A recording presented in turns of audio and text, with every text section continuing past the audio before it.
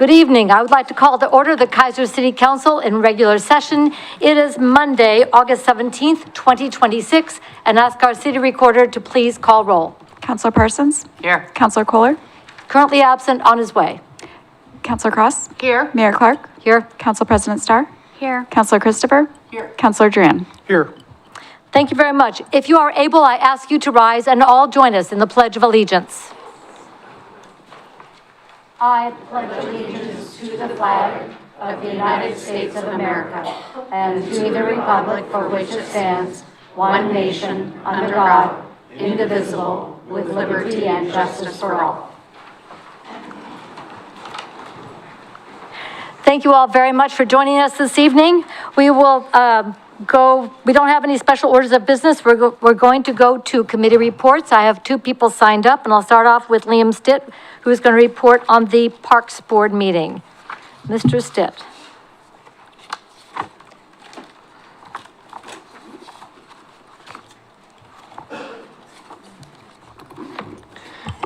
Good evening and thank you, Madam Mayor and councilors. So we had our Parks Board meeting last week on Tuesday, and it was quite a fun meeting. To start off with, we had my scout troop, at least some members of them, come and talk to the board about some of the merit badges they were doing. We've had a lot of Cub Scouts come and crossover recently, and they were getting a head start on some of the merit badges they need to eventually become Eagle Scouts at the end of their journey. And my brother is the senior patrol leader, basically number one head scout. He's the boss. So our chair, Matt Lawyer, was being kind of funny when he asked, do you have any stories you want to share about Liam in front of everyone? So, we also had a matching grant application that the board approved for the pickleball courts at Keizer Rapids. The matching grant they voted on was not to exceed $1,500, and the applicant would provide $1,000 contribution and the labor. The pickleball courts, they wanted pre-picnic tables, some shade structures, which they wanted for a long time, and storage lockers for those shade sails or other shade implements. They were also talking about the sand pits at the Big Toy. With the bark chips, it was perfectly fine, but the sand is actually now getting into the rubber padding that we have, and it's corroding it. So they were looking at ways to replace those sand pits, possibly for new like benches or chairs to have people sit on as well. Wasp activity is bad. Mud wasps were seen, and they've been nesting in the gaps of the wood on the structures and the synthetic wood as well. And our staff liaison, Robert Johnson, mentioned that they don't like to do the traps there because it creates, what did he say exactly? It can attract the bees and wasps to other gathering areas, basically just expanding the problem. The staff updates as well. Mr. Johnson had an Eagle Scout finish project at Bear Park. He is one of my friends from McNary. He's part of the other troop in Keizer that is run by my orchestra teacher, so very fun. Splash Fountain is almost closing, so better get out there while you can. And we will have a work session, 2 work sessions with you coming up soon with a parks tour. 5 parks, that's going to be a lot. And then on the 28th of September as well, which I'll be very glad to go to. And then JR2C, Madam Mayor, you mentioned about the program, how it was been shut down fully because of large budget restrictions. And I mentioned how I have a friend who was very involved with the JROTC program at McNary, and he was very sad when it fully shut down, and he's hoping that with our new principal that we have, he can make some headways in there and try and get it back up, if not to its full glory, to a state that still works. So that's all, and I'm happy to take questions.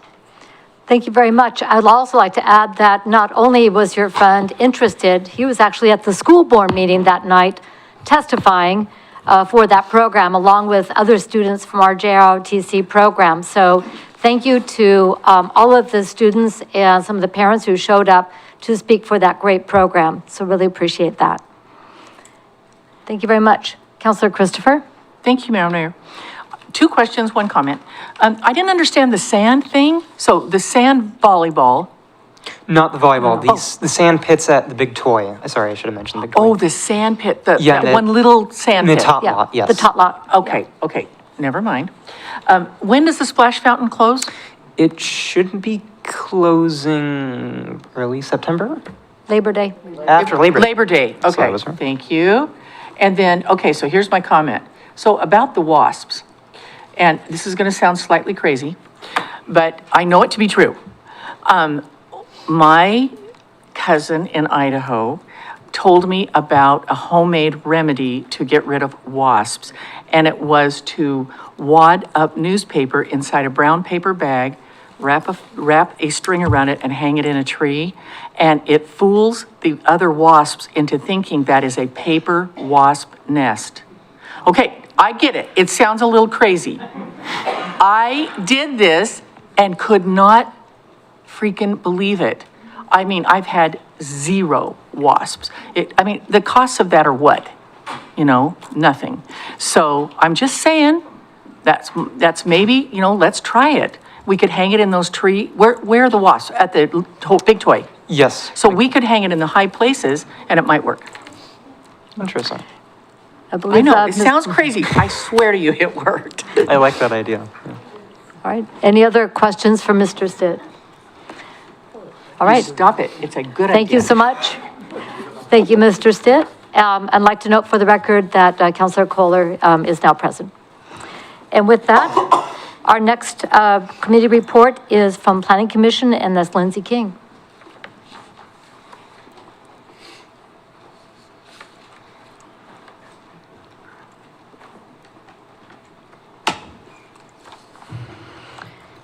Hello, Madam Mayor, Commissioners, or Councilors, sorry. I had Planning Commission on my brain. Lindsay King from the Planning Commission, talking about our last week's meeting. We had a master plan amendment case, which also included a property line adjustment and a conditional use permit for the triangular property on Shamawa and Keizer Station Boulevard to put in a lube shop and car wash. The primary issue that was discussed was traffic.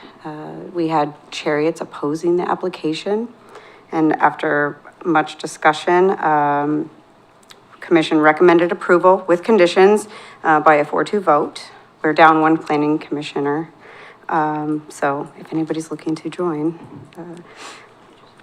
And then, so that recommendation will be for approval, which will come in front of you soon. And we did add, there were 2 new conditions, or excuse me, a few new conditions added addressing requirements from the city engineer and public works department. We did discuss the transportation system plan with the city's intergovernmental agreement with ODOT. The TSP update has been signed, and we're awaiting ODOT's countersignature, and notice to proceed will be anticipated soon. Oh, sorry. We also discussed the upcoming Trader Joe's at Keizer Station, which is super exciting. Oh my goodness. What is going on? I don't know. Sorry. Does that mean I'm We have on we have a cell phone gone wild. I'm getting kicked out. Okay. So if somebody could find their cell phone and, Or Let's Dance, one of the two. Celebrate Trader Joe's. all right. Yay! It sounds like party music for Trader Joe's. So I didn't wear my anyway, Hawaiian shirt for it. sorry for the distraction, but okay. keep going. You're It doing fine. happens. So I don't know if you've all seen, they've started some work on that spot. So that'll be really exciting to have that addition to Keizer Station. I know I will be excited not to have to drive to South Salem to go to Amen. Trader Joe's. We do have an upcoming planning commission hearing for a variance, and we're hoping to have that scheduled for September 9th, right after Labor Day. That's about it. All Any right. questions? All right, thank you very much. Any betcha. questions for Ms. King? All right, thank you. And you. again, for all of the work, I know that these are very complicated, and the quasi judicial element with these master plan hearings are complex, and want to thank you and the commission for taking these on and doing a thorough job. Yeah, of course, it's a great service to do for the city, so we enjoy it. Thank you. Thank you. Any other committee reports? That was all I had signed up. Any neighborhood association reports? Okay, we will go then to public comment. Glasses. Okay. This time is provided for citizens to address the council on any matters other than those on the agenda scheduled for public hearing. I know it's a shock to you all, but we do have a public hearing tonight. The comprehensive map plan amendment zone change subdivision case 2026-05, 5710 Windsor Island Road North. If you're here for that, stand by. Other than that, I do want to acknowledge for the record that we have written comment that has been submitted. We have from Jonathan Thompson, resident of Keizer, the police services fee recommendations, and from Griffin Walker, resident of Keizer, neighborhood association ordinance reflects request for flexibility in where board meetings are held. So those are entered into the record. And I have people signed up, and I'll start with Jacqueline Green.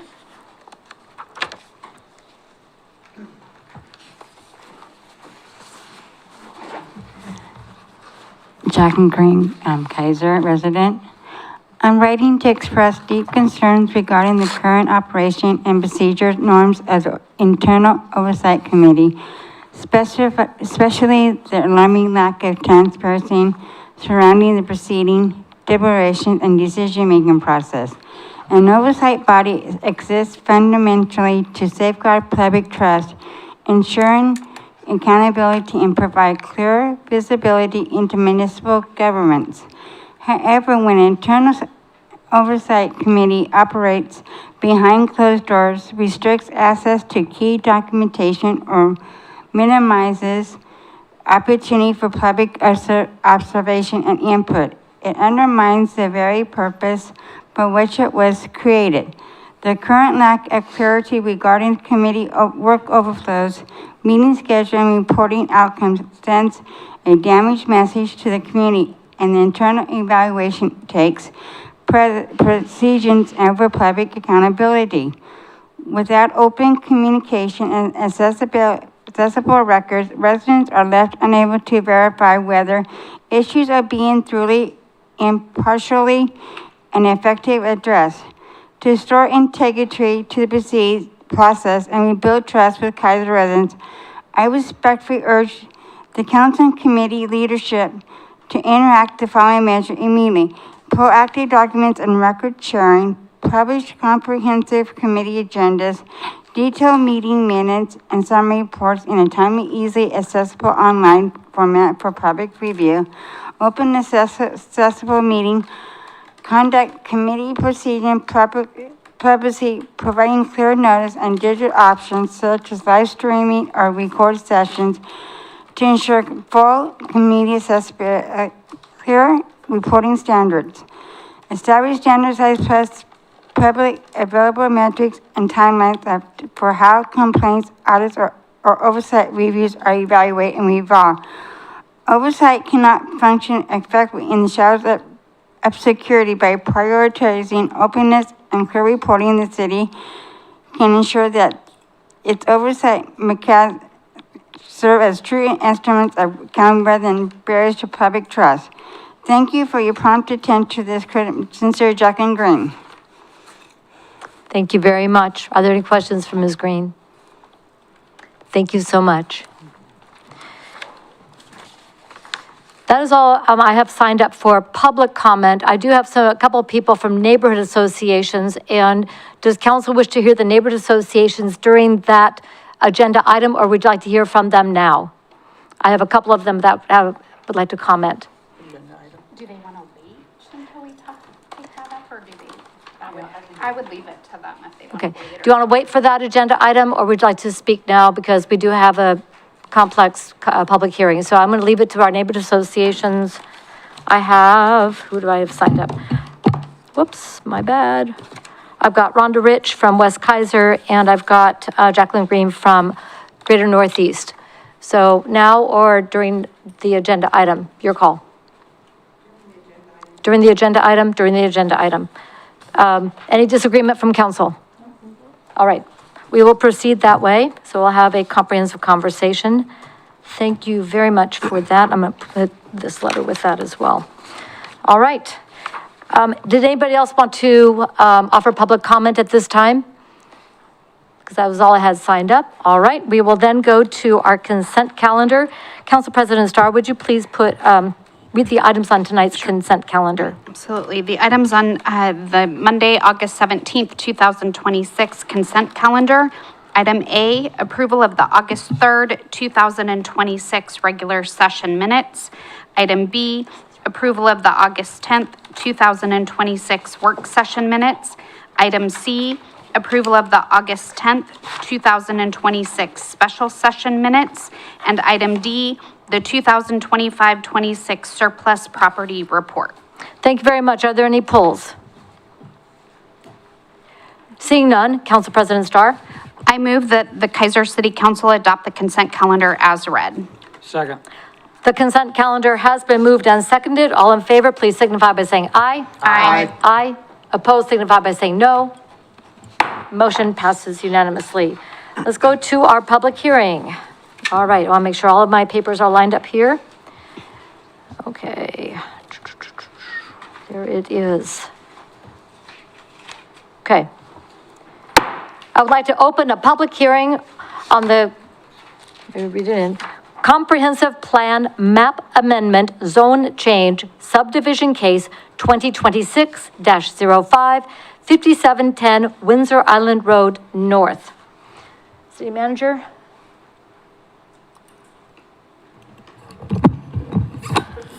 Thank you, Madam Mayor and council members.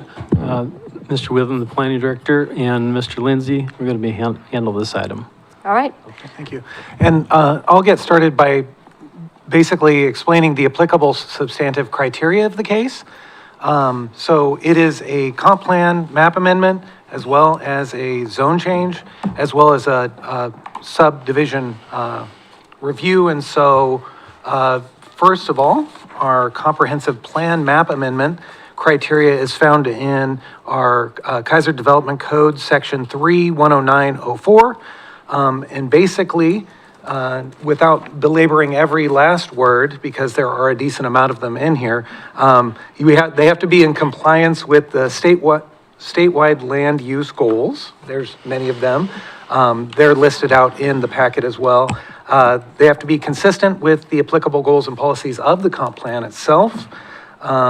Any addition of this property to the inventory has to be consistent with the projected needs in the comp plan. The projected needs for lands in the existing use that's being replaced can't be detrimental. The proposed land use cannot destabilize the land use pattern in the vicinity. Also, the uses will have to be shown not to significantly adversely affect existing or planned uses in the adjacent lands. And then finally, there has to be adequate public facilities and services necessary for what the proposed use is. Now, that's when you try to amend a comp plan. Next, when you try to do a zone change, there's approval criteria, and some of them are similar. The proposed zone has to be appropriate for the comprehensive planned or plan use designation and consistent. The uses have to be able to be accommodated on the land itself. The allowed uses in the proposed zone have to meet the development requirements within that zone that is about to be changed into. The adequate public facilities and services and transportation networks have to be available there as well, very similar to when you do the comp plan change.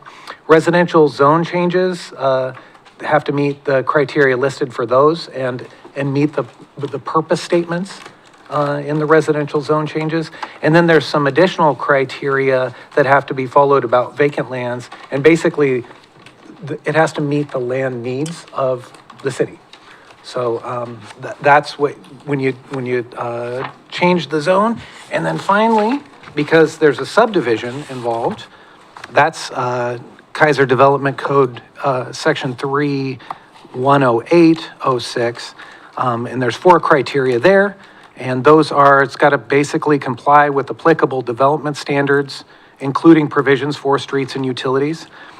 Each lot has to satisfy dimensional and density standards. There has to be adequate public facilities demonstrated and that they're available. And then there has to be a rough proportionality if there's going to be any improvements or dedications. And those improvements or dedications have to be proportional to the impacts of the actual proposed use. So those are the criteria. Now, testimony, arguments, and evidence must all be directed towards that criteria. So we're not having discussions about other things other than that, although there's a huge swath of criteria there. And I will say, staff did a nice job of putting together 48 pages of discussion on that. So clearly it's a big discussion. But when people want to come up and make arguments, they just have to make sure that they have to say what they believe applies to that decision upon that criteria. Well, so if you can't come up and talk about something outside of the criteria. So all the comments have to be like. Microphone, please. To criteria. Yeah. Or what they believe should apply to the criteria.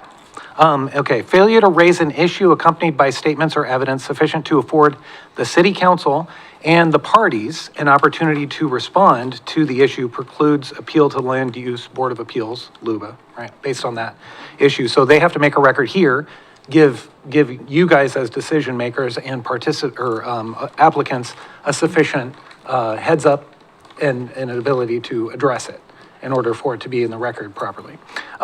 For the applicant, failure for the applicant to raise either constitutional or other issues related to the proposed conditions of approval with sufficient specificity to allow the local government or its designee to respond to the issue also could preclude an action for damages in circuit court.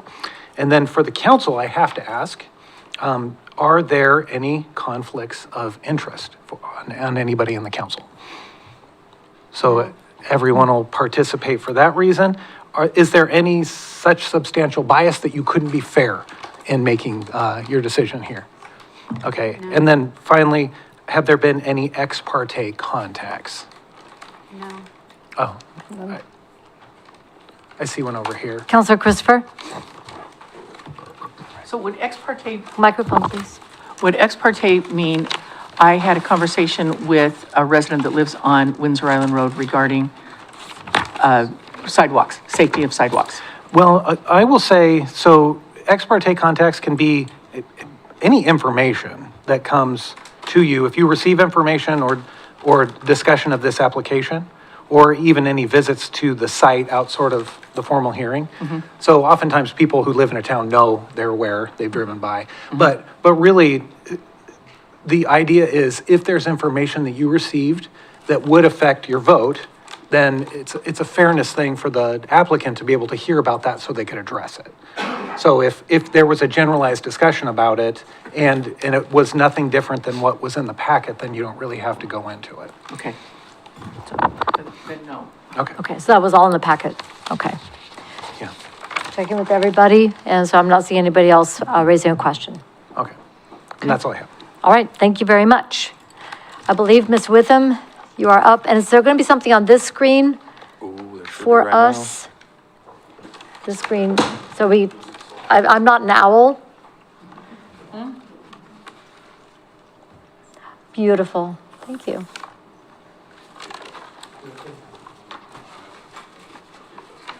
Tell me when it's on. I'll wait.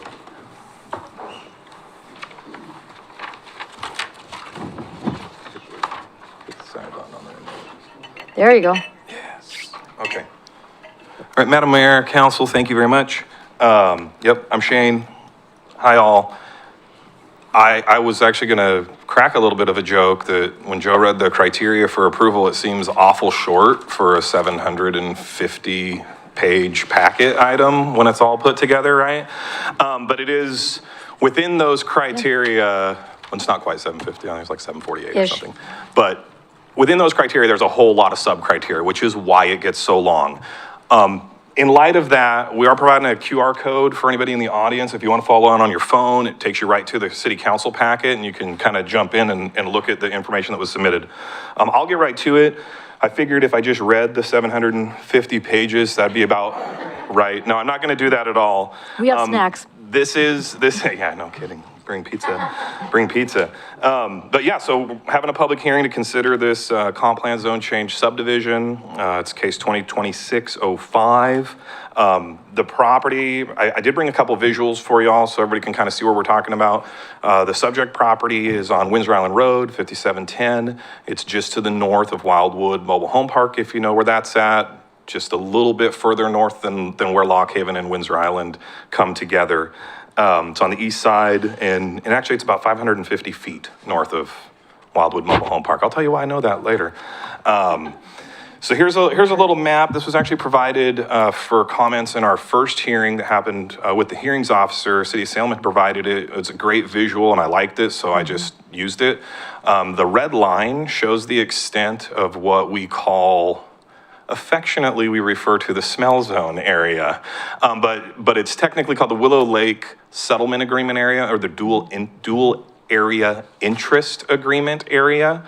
And basically within that dual area interest, that Willow Lake Settlement Agreement area, there's a restriction for no allowance of residential uses. And so what's happening here is the applicant has come in, the property's clearly like half is within the red line, half is outside of the red line. And so what they're basically looking at doing is saying, hey, we're gonna take right where that line is, and what we're requesting to do is we're requesting to change the comprehensive plan designation in the zone, the area to the east, the yellow. So right now it's considered special policy area limited use, and it is zoned agricultural industrial. I won't get into the fact that it's not a real agricultural zone, but it's not based on the state rules. It's just kind of a weird holding zone that we made up out of the dual interest area agreement a long time ago. So they're proposing to change that to low density residential limited use and residential single family for the zoning in that area. The purple side is the area within the restricted use area, and they're not proposing any change to the comprehensive plan or zone or the zone for that side of the property. This is the layout of their proposed subdivision that they're proposing. It's 110 lots for detached homes, and then there's 8 lots. Sorry, it's a little bit awkward. I got double computers, papers everywhere, you guys. These lots right down here, these 8 lots are proposed for townhome developments for attached housing.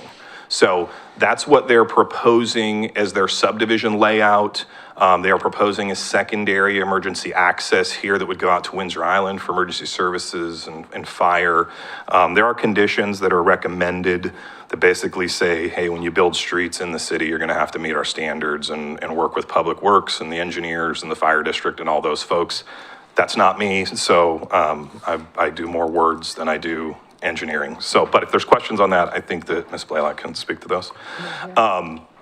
I kind of like this map. This was in their application, and this kind of shows the yellow lots are the detached housing types.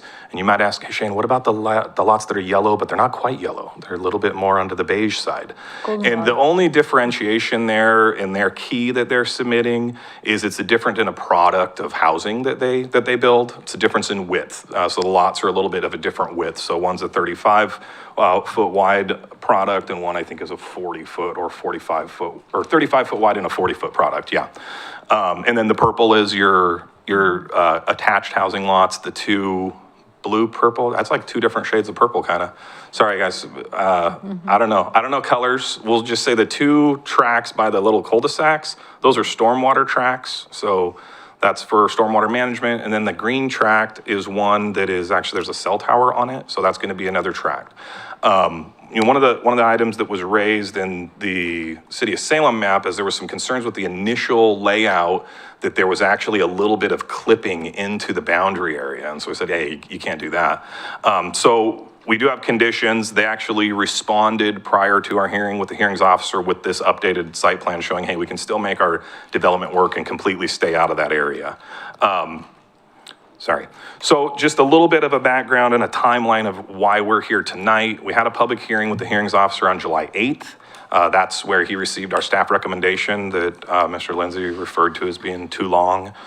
Brevity is not always my strength. I know this, but I'm trying to be better. But the recommendation did have a lot of findings and a lot of conditions.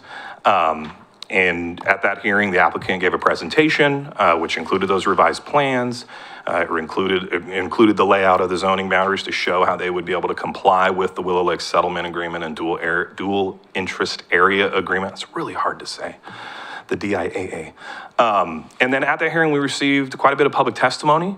I think it's not just that I'm a popular guy and people like me, but people, they were interested, right? So we heard pretty common themes. There was a lot of concerns about traffic and traffic safety. McNary Estate homeowners that are along McNary Estates Drive, there's 10 property owners that back into that north boundary of the subdivision. They had concerns regarding wanting a wall or a fence along their backyard, limiting building heights to 1 story. Some asked for a first right of refusal. There were several things that were addressed with concerns of the change of the orchard. And then there was also some questions and concerns raised regarding an easement. At the hearing, actually, the applicant provided information saying, well, that easement doesn't actually exist. It showed up on this map, but it's not actually there. It's been extinguished. And in that hearing, I mean, ultimately, there were some good conversations that were had. Hearings officer took all that information, synthesizes it, and on July 22nd, he issued his recommendation with conditions. And like 53 conditions. So it's not like 3 conditions. It's a lot of conditions. But that is in your packet. It's towards the tail end of this item. That is really what we're bringing. That's what staff brings in this type of a hearing. I'm not making a formal staff recommendation. I'm bringing you the hearings officer's recommendation.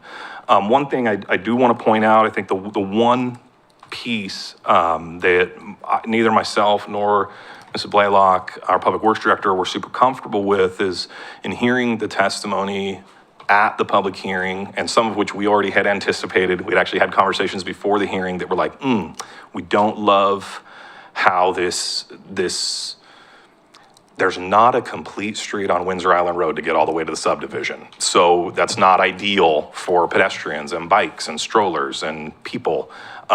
So that was something that we heard that loud and clear from property owners in the area. Anybody who's lived here for a long time, we know that there's lots of traffic on Windsor Island and there's gravel trucks on Windsor Island Road. And that doesn't seem just anecdotally that's a great fit with people. So there was condition number 22 of the hearings officer's decision, and just for convenience, I threw it up on the page so you don't have to dig.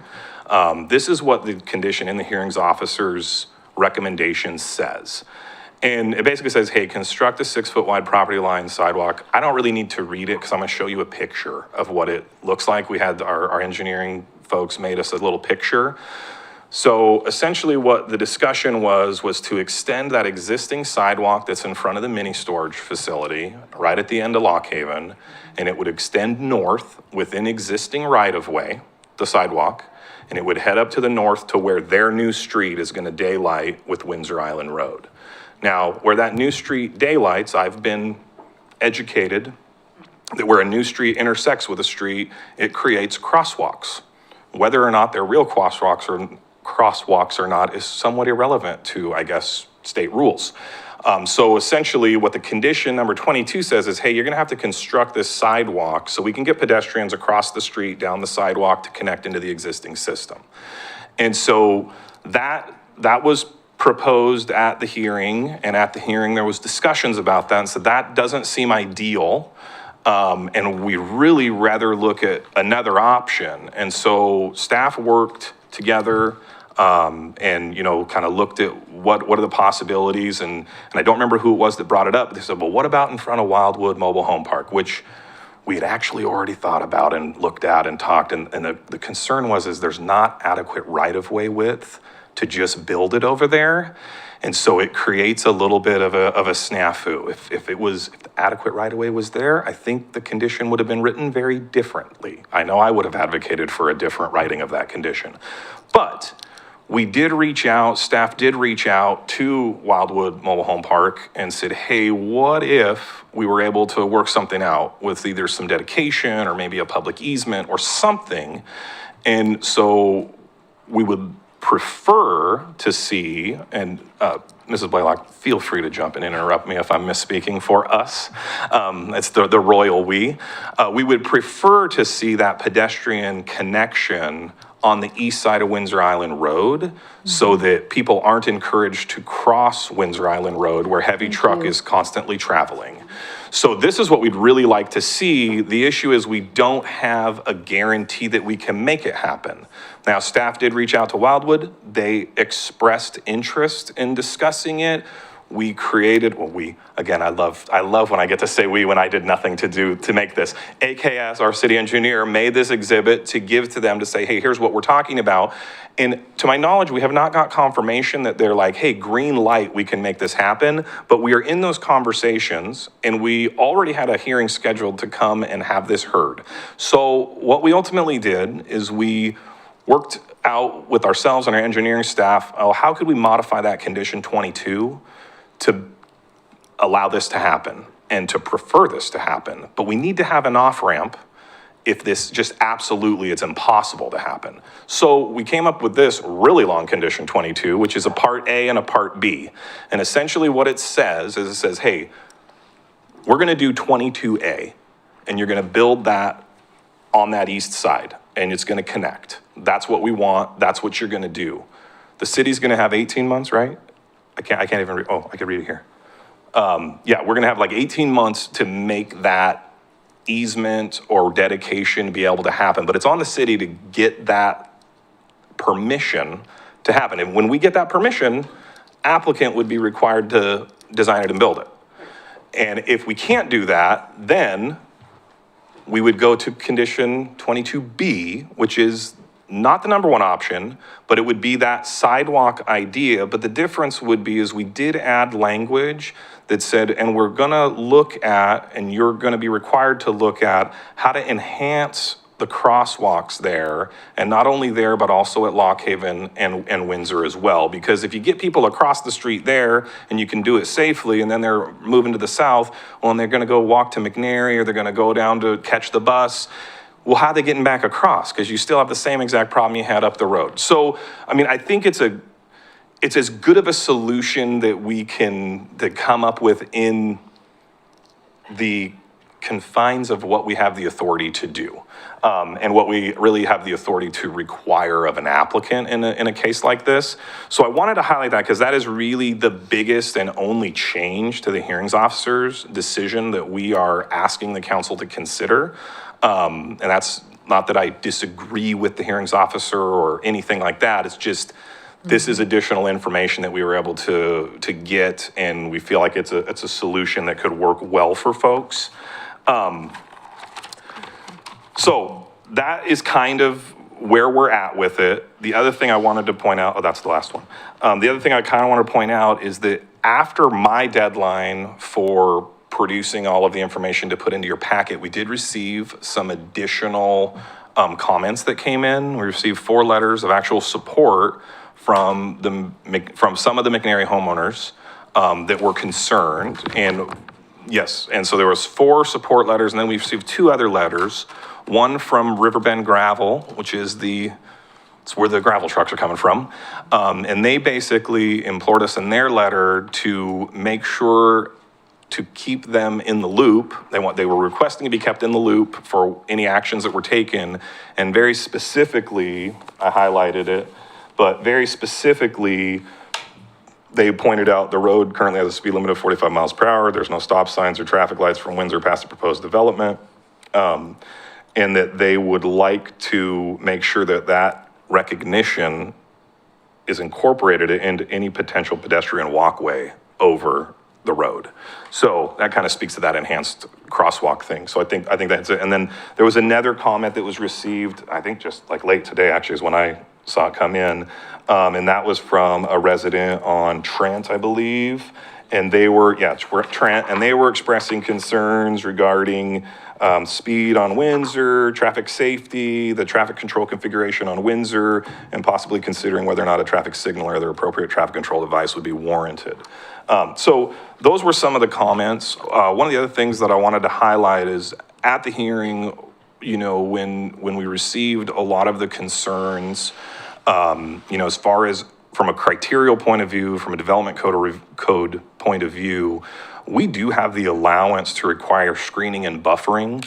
It's often done when you have dissimilar adjacent uses. So if I have commercial uses and they're going to be right up against residential uses, they're residential single family, we can require fences, walls, hedges, berms.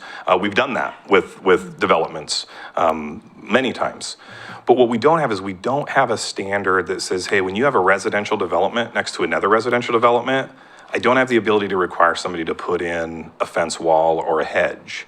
It's the same kind of use. And so that was something that we kind of explained to folks that testified. We also explained that we can't regulate 1 or 2 story structures. We have an overall height regulation. It's 35 feet in the residential zone. We have setback regulations, and those are standard across the board. And so the applicant's not asking for any special exceptions to any of our rules, but those were things that while I understand and while staff understands the concerns, they weren't things that, based on our review criteria, we actually have the power to enact. I was encouraged because we encouraged the folks to chat with the applicant who was at the hearing, and they actually chatted after the hearing was over. And it was reported to me that they had a good meeting. It seemed like they came to some solutions, which a la 4 letters of support that kind of indicated we came to some agreements. And so I was very encouraged by that. I felt like that was great. I've been doing this for a lot of years, and you don't see that happen a lot, where a developer kind of steps up and does that. So I was encouraged by that. But I also know plenty of people have signed up to testify. So we'll see how that all is at this point in time. I think with that, I don't think I have a whole lot more to say other than, staff had recommended approval with conditions. Hearings officer is recommending approval with conditions. We do believe that the lots conform to our standards. There was a very big, robust transportation impact analysis and transportation planning rule analysis, which is required for comprehensive plan zone changes, that shows the transportation system works.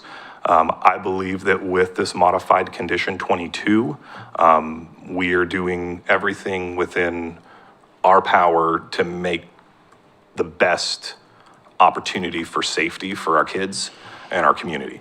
And so with that, I am happy to try to answer any questions. So I'm going to kind of go down the line with questions and probably have to loop a couple of times. And then what I'd like to do then is hear from, I think the next step is the applicant. Correct. They get 10 minutes. 20. They get 20. And then we will hear from 5 minutes for any opponents, 5 minutes for any proponents, 5 minutes for anybody who's ambivalent, and then rebuttal of 10 minutes for the applicant. Okay, that's our timeline. So we will be following that. So let's start with council questions. I'm going to start with Councilor Parsons. Thank you, Madam Mayor. Shane, so when you talked about using some of the property at Wildwood, were you talking about that road that abuts the fence to the orchard and the school? and using like a pathway there for people to walk? No. Explain to me what you're trying to do there. Okay, hold on. I'm gonna bring it back up. Oh, no, I'm not. Guys, computer challenged. I'm computer challenged, sorry. There you go. What? Okay, let's see. Find it, it's down. So we're talking about just on the east side of Lock Haven, there's basically a grass strip right in front of Wildwood. So this is running, north is to the left, so this is not oriented up and down. So you've got basically the shoulder, this is Lock Haven, the termination, that's that little corner with the There's a drop. sidewalk. So basically, we're looking at this little, whatever, polka dotty area would be kind of a multi-use path situation. Okay. That would come across here, it's on private property, and then it would drop back to the sidewalk system that they're required to build along their piece of frontage. So that's the concept, and it's obviously, this is not fully designed or anything like that, but there I is. was just wondering if you were room. going through it or.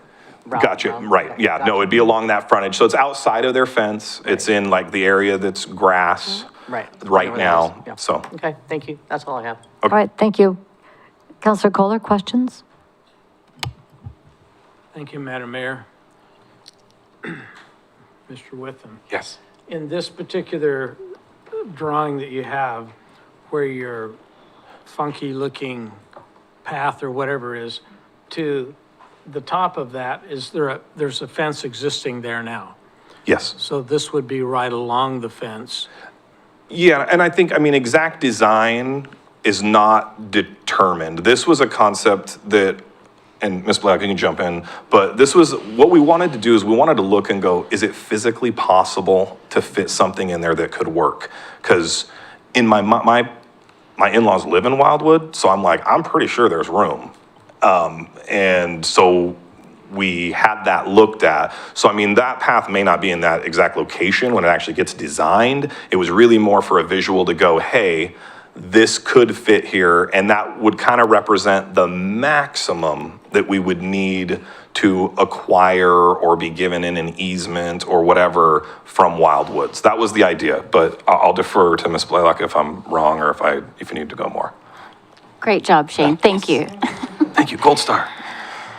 So, yeah, as Shane said, this is a concept. There are utilities along the road, and so the path is going to have to be designed such that we're not asking for them to move utilities. So the path would be in that space somewhere should we get that space, if that is dedicated or easement access, then the multi-use path would allow for bikes and pedestrians as long as we can get that to fit within that space. So again, it's just concept. There would be, that Shane didn't mention, the idea was that there would also be curb in order to protect anyone walking along that way. So, yeah, concept. Any other? I hope that answered the question. You're good. Counselor Kohler, That's good on that question. Do I have to Follow- wait for my next question? please proceed. Follow One up. more. It seems as I read somewhere that the houses in McNary Estates were concerned about the height of other houses. It seems like I read that there was some concessions made so that houses along that boundary would be limited to 1 story. Is that? I tried to explain, it's a little bit tricky, so there's nothing in the staff recommendation, the original, or the hearings officer's recommendation that would limit that from a conditions point of view from the city of Keizer, because we don't have a criteria that would say, hey, you can't build a 2-story house. But based on the letters of support that came in and a conversation that I had with one of the McNary residents, it sounded like the meeting they had with the developer went well, and the developer had agreed to say, hey, we'll limit those lots to 1 story, and we'll provide you a fence. It seemed like they worked it out and it was great. But as I said, I know people have signed up to testify, so I'm not gonna put words in anyone else's mouth. All I have is those 4 letters that came in, I would like to and I see wasn't that. a part of that meeting, so. Okay, thank you. Good? All right. Oh, you'll have another crack at it for sure. Counselor Cross. Thank you, Madam Mayor. I will save my questions for after the presentation and after the public comment. Thank you very much. Council President Starr, questions? Thank you, Madam Mayor. Mr. Witham, when you were talking about that condition 22A and 22B, you made a comment about enhanced sidewalks in 22B. Crossings, Well, enhanced okay. pedestrian crossings. Crossings. Can you define what that means? Because there was no specifics in there, and Yeah, no, it's a great question, and Counselor Starr, I had the same question. This condition started in a draft out of Shane's brain, and I was pretty specific in my ideas, but I'm not an engineer or a traffic person. So that was something that language, specific language came from our city engineer and the Public Works Department. So I don't know if, would you want to speak to that, or we want to have Lyle come up and talk? Well, thank you, Shane. I could pass this off to our engineer. I will say, if it's sufficient, I will say that our staff would not design the crosswalks. What we were asking is the applicant to do an engineering study, look at those crosswalks, and to provide us a design of an enhanced crosswalk. So that could be a rapid flashing beacon, that could be a marked crosswalk, that could be signed. Their analysis and their traffic engineer will be providing us with an option that then we would approve or not approve. Follow up? thank you for that, Ms. Blaylock. So I think one of the so what I heard, and I want to make sure I heard this correctly, we don't have confirmation that 22A will work. We do not. Okay, so if it doesn't work, 22B is our second choice, but we're not sure what 22B will look like, other than it would be an enhanced crosswalk. Correct. So we would have an extension of the sidewalk to where their new road intersects. That creates the intersection and the crosswalk. So they would then again, it would be on their traffic engineer to do the evaluation, do the assessment, and provide us with a design for that enhancement. So it is no surprise that I am not a fan of our traffic studies, with all due respect to our engineering team. I think they do great work, but I don't like that we always go to the minimum requirement. So one of the things that we have heard over and over and over again is the concern about traffic on Windsor Island Road. What can we do if we're not able to do 22A? What can we do on 22B to ensure that what is designed is the safest option, not the minimum safest option? I'm speaking for me, and what I have heard time and time again in front of the multimodal and concerns about Windsor Island Road. How can we require the most comprehensive, safe crosswalk? That is a wonderful question. So for one, Public Works would approve the design that is submitted. And then alternatively, I believe that our best interest would be to submit a request for a speed reduction regardless of what enhancement we're looking at. So again, we have options to make sure I mean, I will be honest, I heard the feedback. I hear that. I live here. Right. I care. And like you, I want the best for our community. So with that, yes, what they propose is going to be based on warrants, which is something I know you love, and it will be approved by our department, so our staff and our engineers will be reviewing that. Okay. and have the ultimate authority to approve what they were proposing. And then also, in addition to that, I am already on to the potential to have a speed reduction along there because Reading my mind. I love it. Thank you. Thank you very much. 100%, yes. Counselor Christopher? That was my question. As part of the enhancements, what about speed reduction? So I'm good. Counselor Duran? I have nothing at this time. I'm gonna circle back for another, actually, I've got a couple, but I'll circle back. Anything else come up for? Okay, Counselor? Okay. So I have a couple of questions. So yes, I had on here, how do we do the speed limit reduction? So thank you very much for that. I have two other questions. One is that there are no parks in this design. And was there discussion about tracks B and C, the stormwater facilities also being parks? We've seen stormwater facilities in other cities that are also parks. What they do is they change the elevation so they can absorb moisture, but in water events, but then the rest of the time, they're green areas just to go play. So they're undeveloped. They might have a bench, they might not. But this will be a neighborhood that is pretty far away from Keizer Rapids. I know Keizer Rapids is a large park, but when we look at our parks master plan, one of the goals has been to have neighborhood parks. And in prior developments, we did require or have the option for parks, and I see tracks B and C have potential to be little neighborhood parks where kids can go and play and they're safe away from the road. So was there any conversation about that being more than just a stormwater facility, but also function as a pocket park?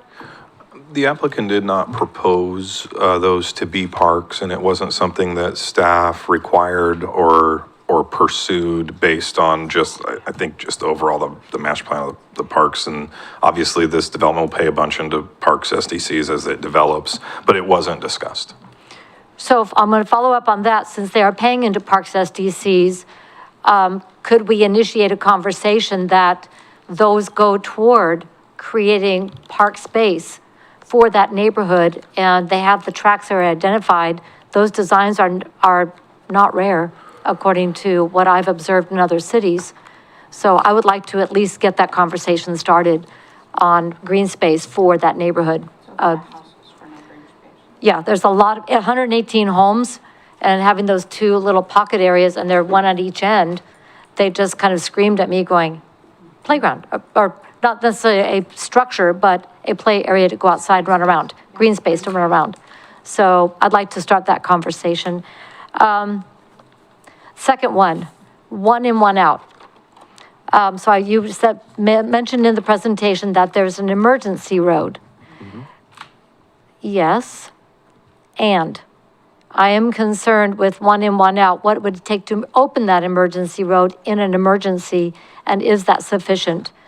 I have concerns about its adequacy to be able to get people out of that neighborhood if they need to get out of Dodge. And if we need to be looking at maybe a higher level of roadway that would be either do it now, or that would be have a condition for triggering in the future for full build out as a road. So that's a concern I have for safety. And so was there talk about that, or is this just what is necessary at this point?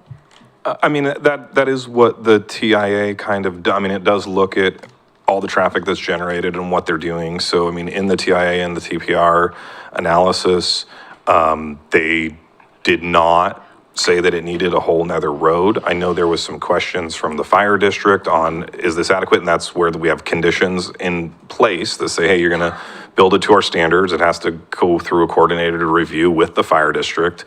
I think that might be I'll just pause and as the staff, I'm not the burden of proof guy to say, hey, it meets it or not. So I think probably those questions are ones that I'm guessing the applicant might want to address in their presentation. I think that'd probably be the better place for that. Okay. So. And then I have just one more. The walkway that would provide bike ped accessibility from the neighborhood over to the elementary school. I love that. What is going to ensure that this remains open? Over the years, we have seen access ways to a park, Cummings Elementary, and other places that have gotten closed off over time. So what is going to make this different where it remains open and accessible? And I know sometimes the neighbors on both sides of a walkway, we heard it from the neighbors on Tate, when we opened that walkway from their neighborhood into Keizer Rapids Park. So what in this design is going to, A, make sure that it is neighbor-friendly, but also is not something that's going to be encroached upon?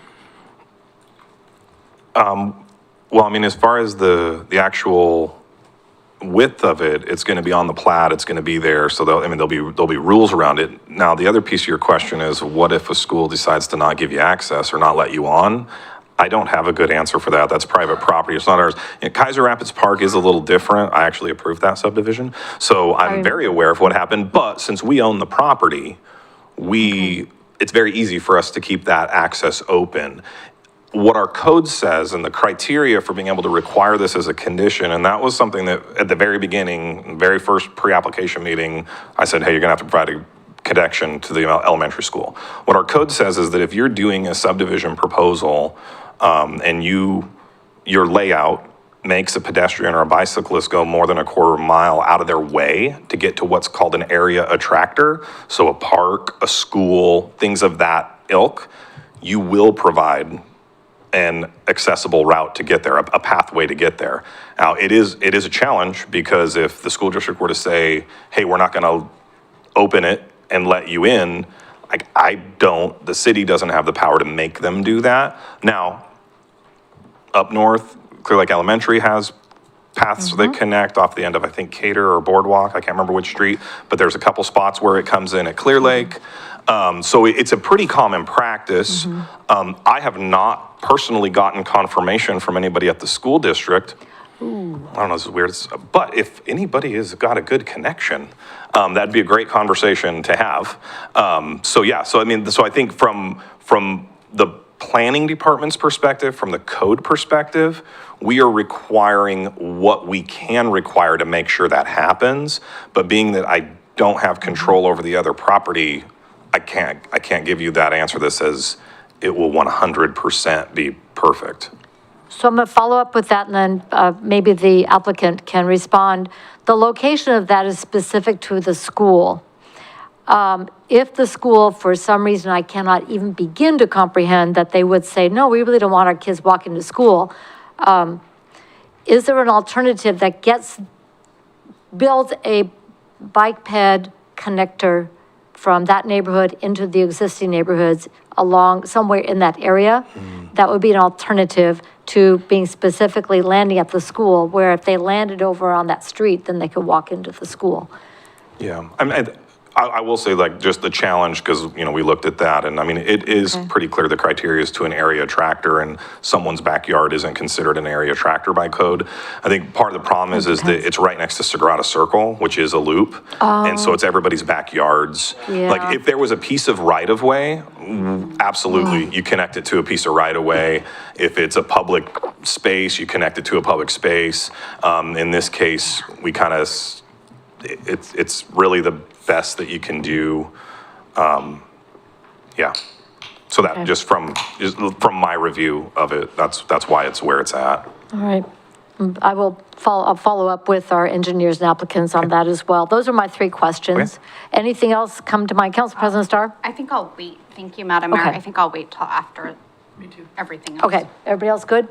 Fantastic. Thank you, Mr. Witham, Ms. Blaylock, for all that great information. And now it's y'all's turn. No, it is the applicant's turn. It's almost y'all's. Well, some of y'all. All right.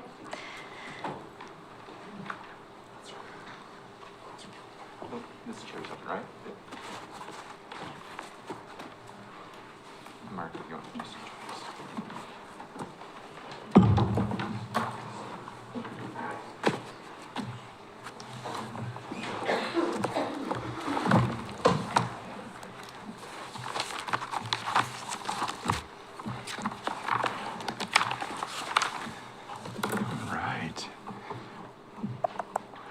Okay, good evening. Thank you very much for having us. My name's Alan Sorum. I'm the attorney representing the applicant, Pacific National Development.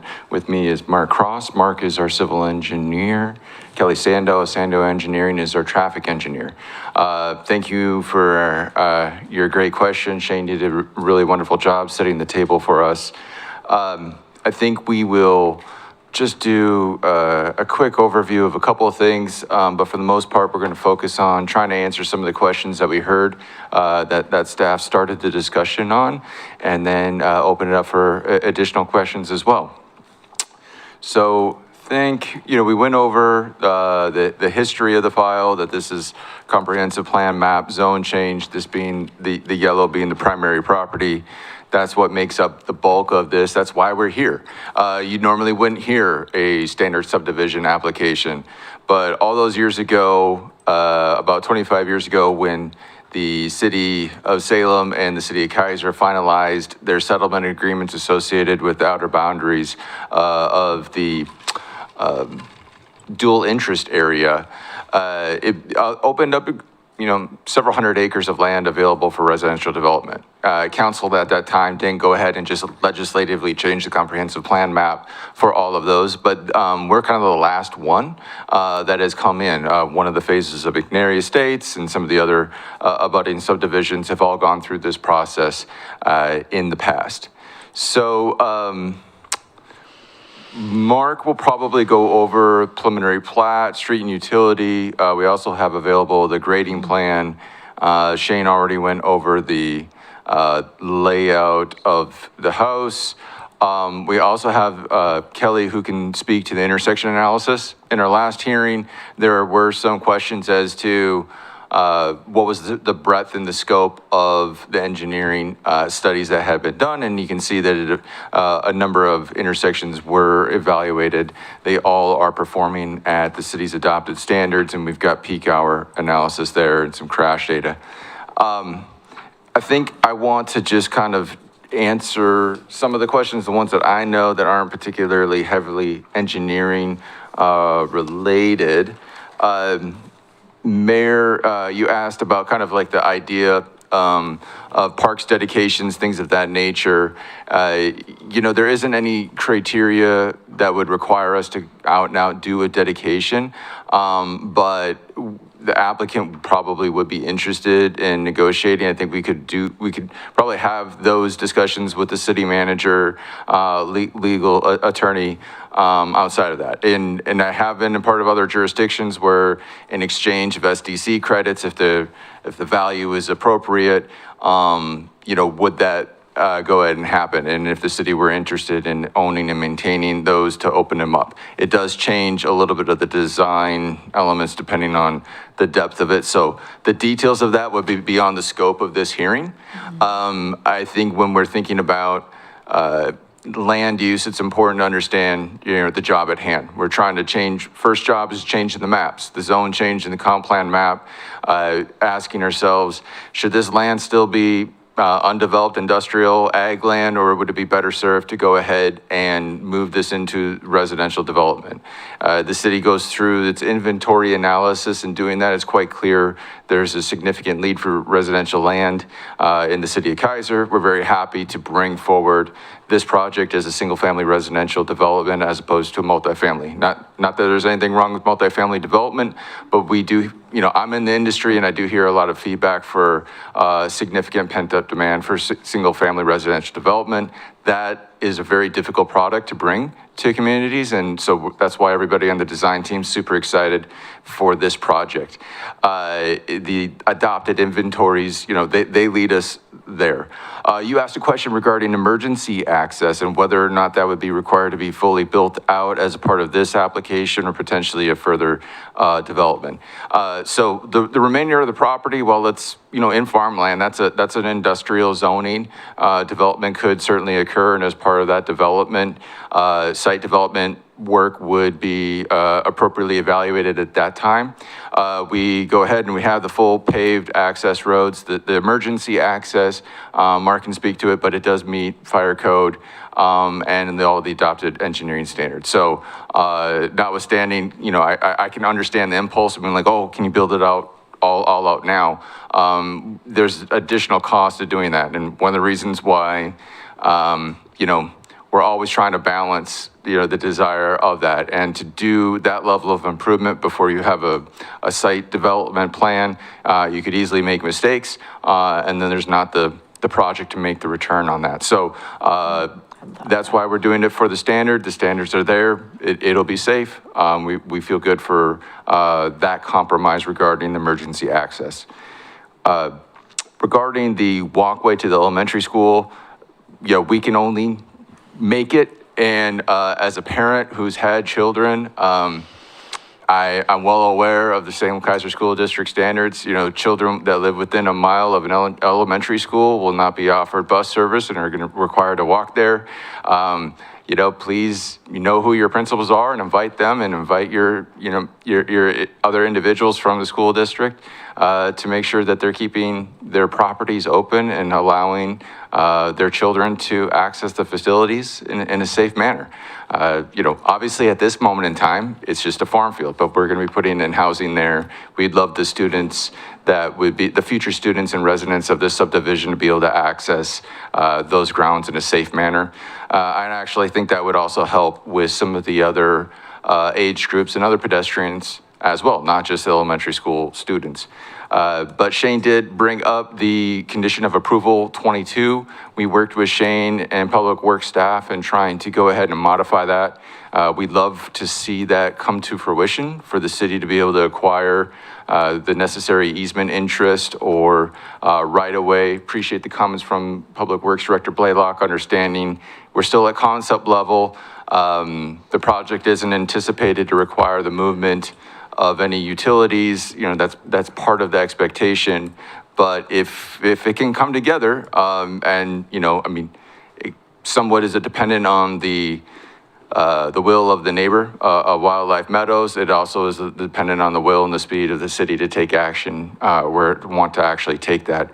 But we as a property owner, you know, we can only control what we can control. And we don't control that variable of the equation. So we would love to see that happen, but we need to be able to have a fallback project to do so. And that's what the sidewalk on the west side would be. And, you know, if we have to develop it on that side, then we'll go ahead and do that, but we all recognize what the priorities are. So that is kind of the overview real quick. I think maybe I'll pass it to, I'll swap chairs here with Kelly, and you can go over some of the traffic information.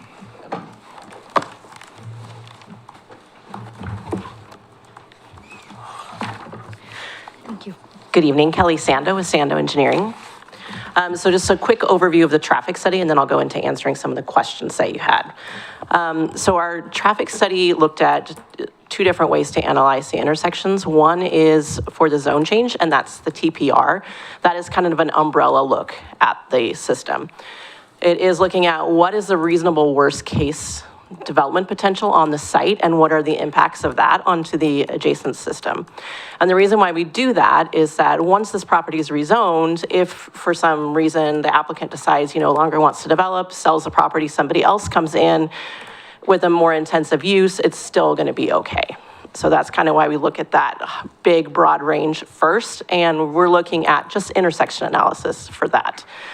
With that traffic, will the intersections continue to operate with the city standard and ODOT standard as you get closer to the highway? And then we look at a more in-depth look at what are the actual impacts of the proposed development, and that gives a more in-depth look at some queuing, some safety. We look at crash history, and we look at, you know, again, what are the intersections going to operate with development traffic. And what we looked at were all of the intersections that were going to be considered impacted by the development trips, and those mostly are intersections that are going to have turning movements to them, right? Because you add, 20, 30 more cars into a through movement, it doesn't usually impact an intersection unless it's at a signal, but you start adding turning movements where people have to stop, wait for oncoming traffic, it starts to kind of impact it more. So that is why these very particular intersections were chosen. We have some turning movements, some higher volumes. Once you get out beyond these intersections, traffic really starts to disperse and you're only adding a few cars here and a few cars there.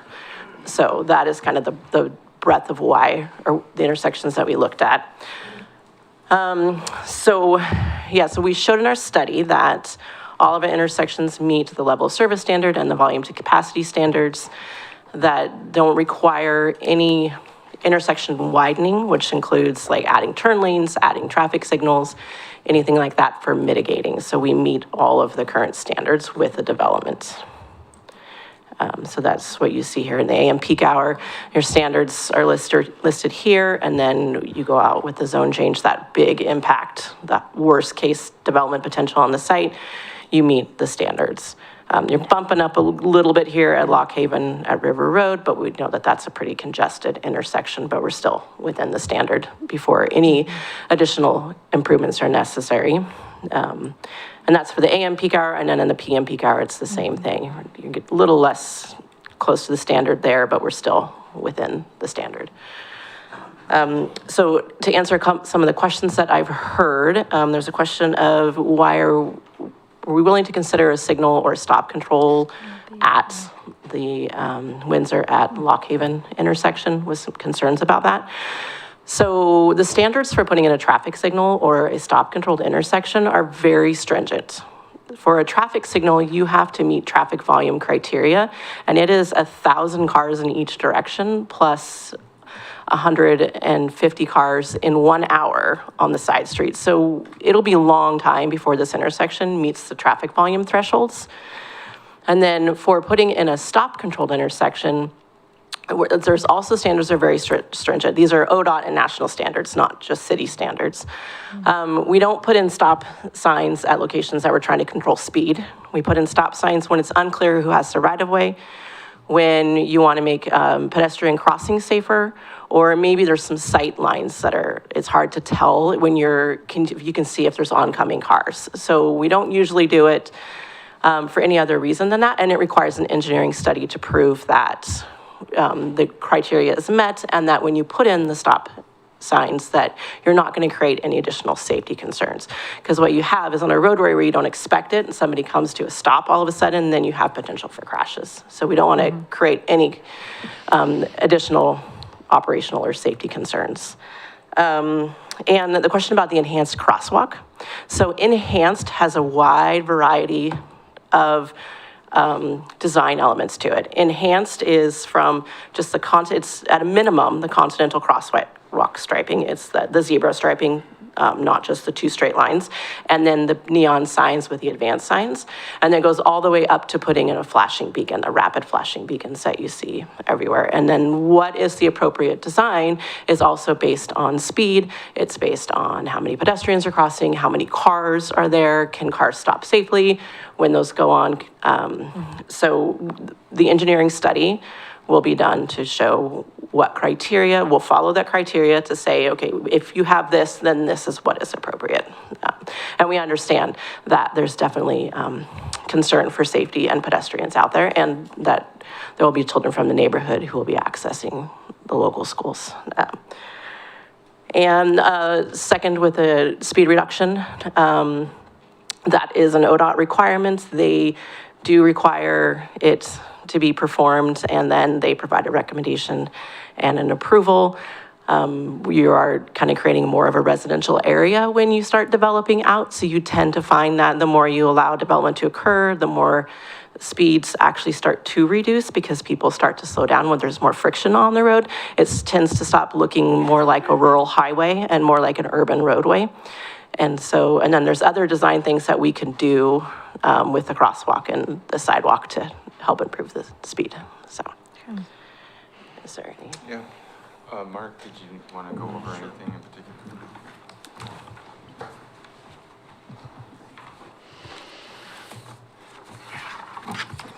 The grading plan, or what do you want? Probably the site plan. So good evening. My name's Mark Cross. I'm the applicant's civil engineer for the project. Basically wanted to talk about the layout just a little bit. This was a challenging layout just because the subdivision has to follow that special policy area that kind of bisected the property at a diagonal. So it made for a little bit of a challenge, but what we did is come up with a full road access at the south there. And because we're over 30 lots, we have to have a secondary emergency access per fire code. That does meet the fire code as long as that roadway can handle a fire truck weight, which is typically a gravel road, will meet that requirement. We have talked about whether to make that a kind of a dual access for pedestrians as well. But then it's like, well, where are you putting pedestrians? Once they get to Windsor Island Road, you're putting them back in a situation where we'd rather have them on our full street system. As Alan said, the remainder of the property does not have a development plan for it. So if you put a full access road through that remainder property, I've seen it many times where that roadway gets torn up in the future because the whatever is proposed there doesn't meet where we're trying to guess where it is at this point. So most of the time, a temporary access road like that is adequate to meet fire safety code. The second thing I wanted to talk about is the access to the school. You can see it there on lot 36. I guess I can try to circle it. So on lot 36, which is kind of where the jog is, up on the subdivision to our east, that places the walkway at the most logical position we could think of for the school. It's along their north property line, and then that allows them to extend that across to paved areas and walkways without really impacting that green grassy lot they have there. You know, if we move it south or towards the middle, it could potentially impact that playground. So that was the reason we chose that.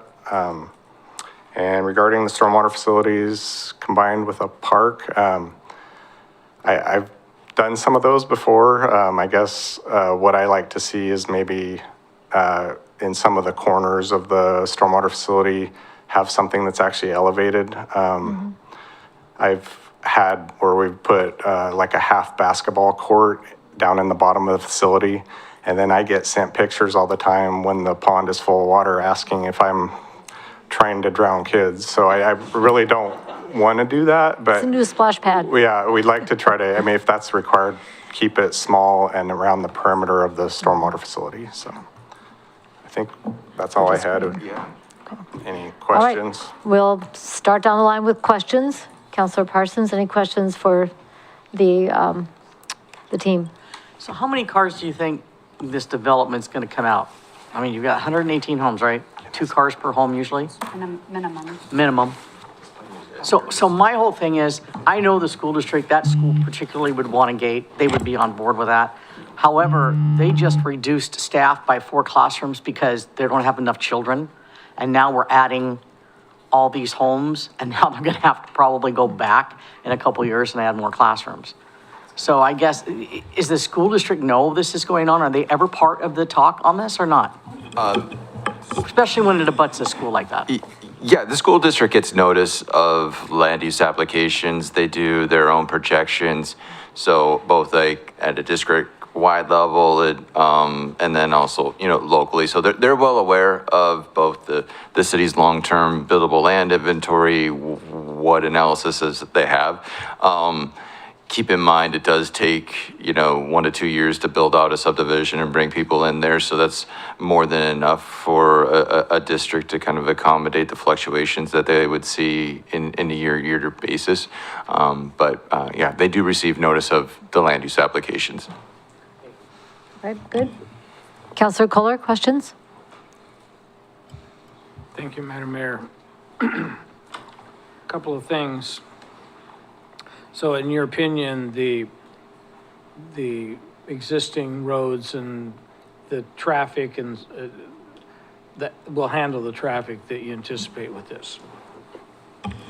Yes, all the traffic being added to these intersections, the intersections still all operate within the standards. So we're not creating any additional queuing issues, and we're not creating any additional capacity issues. No added turn lanes, no additional through lanes or anything like that are needed. Okay. Follow up? Well, because you were saying 99% of those people that come out of that subdivision are going to be making a right turn to Lock Haven. 99%? They're not going to turn and go down Windsor Island Road. Oh, they're gonna, left turn, sorry. Yeah, left turn. Whatever, Yes. what this way Yes, is. yes, most people will be going to the south. Spawn signing. Yeah. Yes, they will be going to and from the south for the most part, yeah. Counselor Kohler? Sorry. Thank you, Madam Mayor. What is the medium that you're using for the emergency access road? So right now, we're planning it as gravel. That meets the standard to hold the fire truck.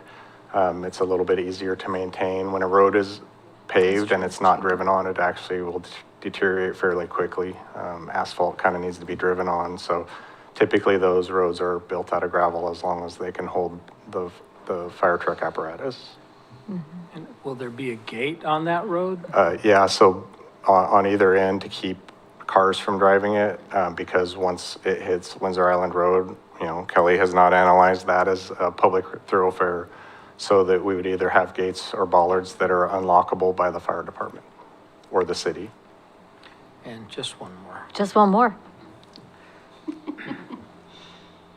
More a statement than a question. I applaud you for working through all this. I think about the amount of homes we have available in Keizer. I think about our children being able to buy a home in Keizer, and without additional homes being built like you're attempting to do, they're going to have to just live somewhere else. And I appreciate that a lot. I had a friend who said, I've looked for a house in Keizer for 6 months, and then I ended up buying a place over in West Salem or in South Salem somewhere. So I appreciate what you're doing, and because we have very little land to build, and I appreciate you taking care of it as best you can. Thank you. Trying to keep it to questions, and I know we're kind of skirting on the deliberation, which is what the quick question was. With that, I'll go to Counselor Cross. Questions? Thank you for your presentation. I appreciate it and for your hard work on that. This question actually is for Chief Copeland. Windsor Island Road, it's 45 miles per hour, right? Is that, I'm answering my own question there, but here's the question. Where, is this one of the streets that we get a lot of the drag racing on? Or A lot. complaints? It's kind of a loaded question. We do get kids, people, they could be any age. I would imagine they're going to be younger than older, that do drive up and down Windsor Island. It's usually a little bit farther out on Windsor Island is what we find, not near the Lockhaven intersection. They're going to go farther to the north in some of those roads back there that open up and are more farmland. But you're going to hear them in most of the city of Keizer because they're typically loud cars. So I heard you say when you were talking about traffic, you said reasonable, right? You said that this would seem a reasonable amount, or according to state laws, it's reasonable. Reasonable worst case.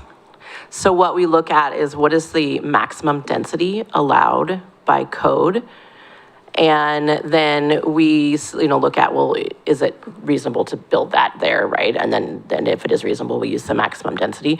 The test of reasonable is that we don't assume that you are going to have any lot smaller than what's allowed by code, right? And then when you take out streets, et cetera, and reasonable when it comes to housing is a little different because we usually just go by density. It's still a test for commercial. Like you wouldn't assume you put a Wendy's and a McDonald's on a commercial lot. Reasonable would be like an office and a McDonald's, right?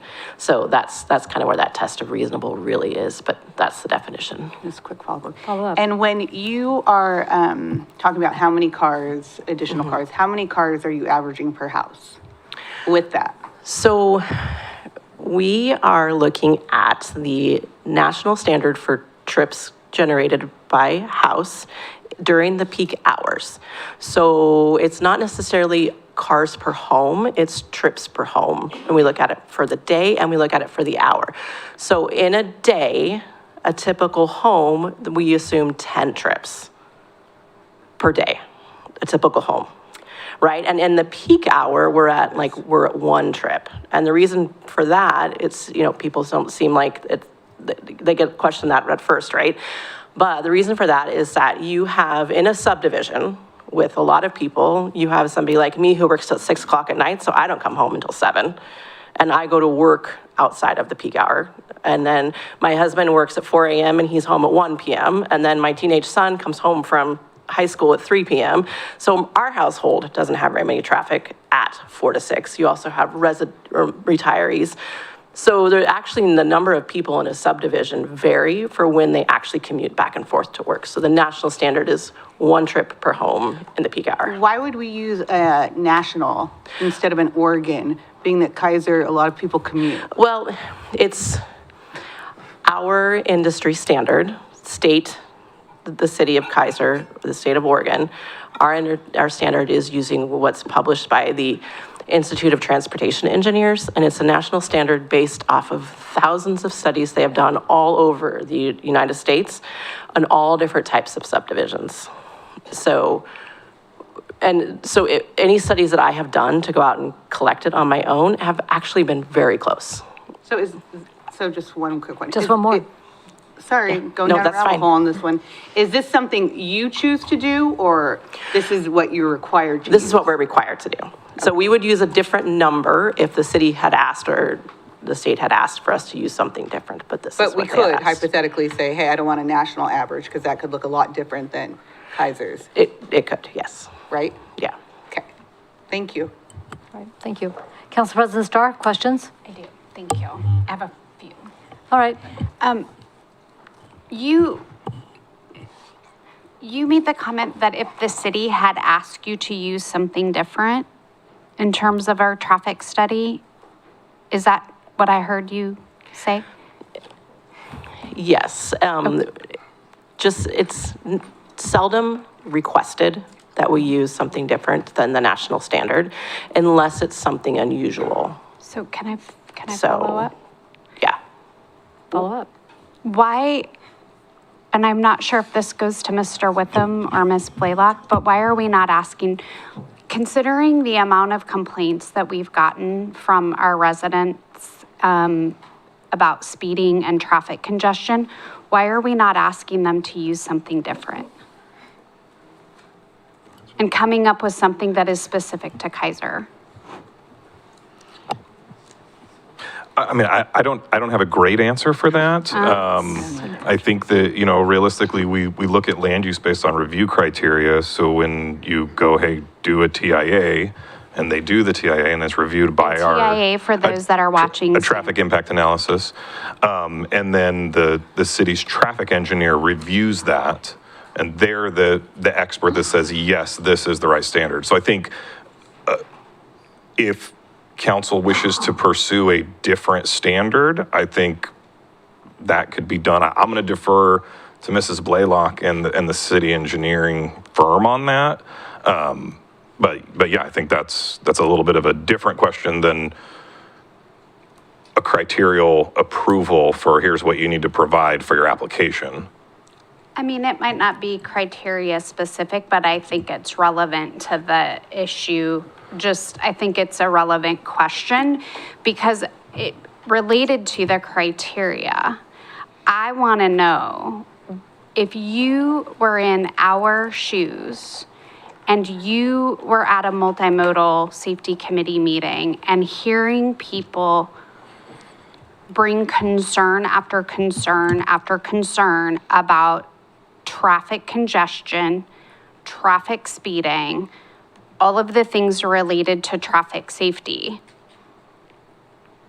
what would you tell them? And I'm going to give you what it can't be.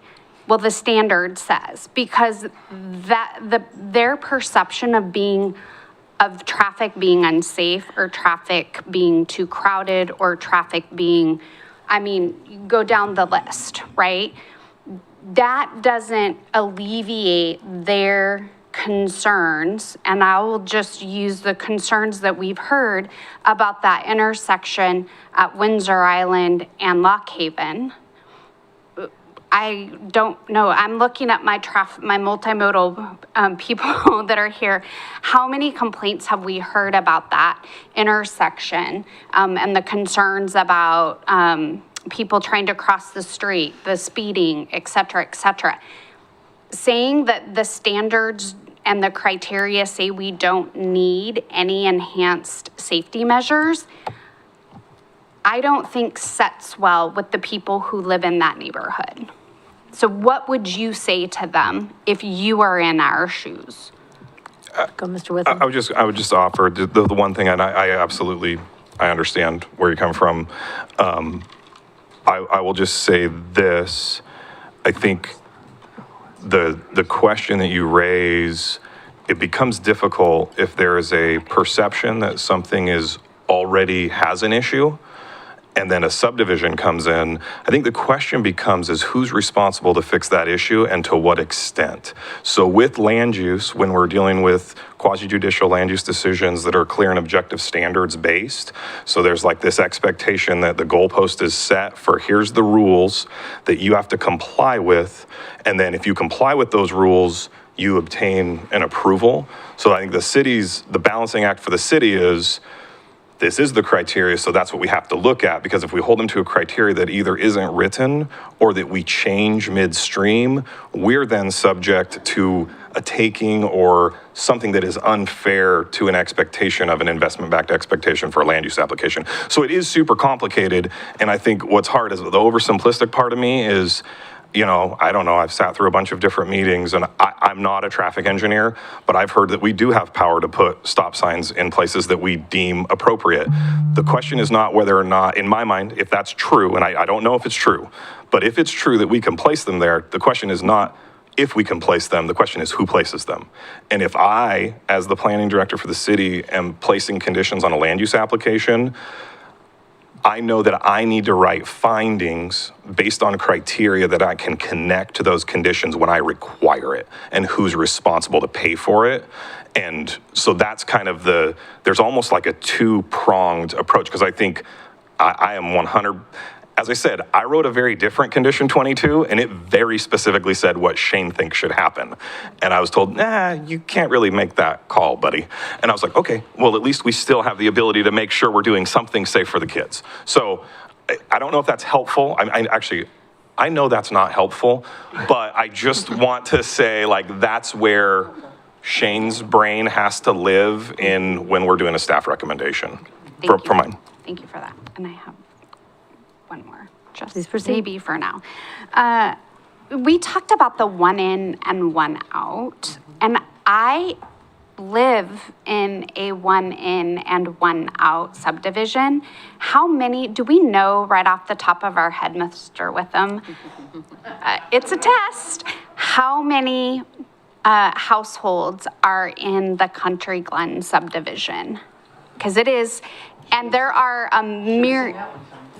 there are a myriad of duplex units, right, and single-family homes.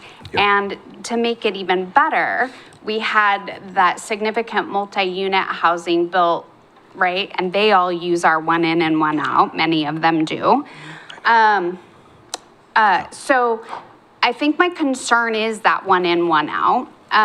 When we're talking about 118, I want to echo the question of the mayor. What's our leeway on that one in, one out?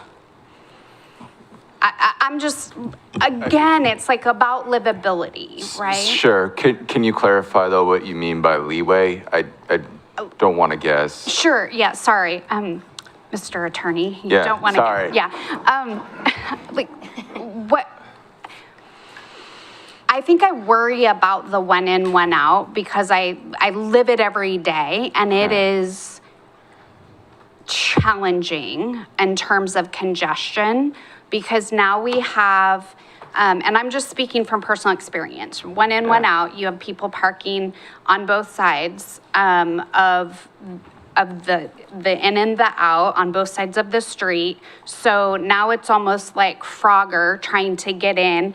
And when there are people trying to get out of the subdivision because of the way the roads are curved, sometimes, and where people are parked, I'm depending on how many are pulling in the peak hours, I'm just waiting to get rear-ended on River Road because of the width of this street and then where people are parking and I see Mr. Witham over there going, yep.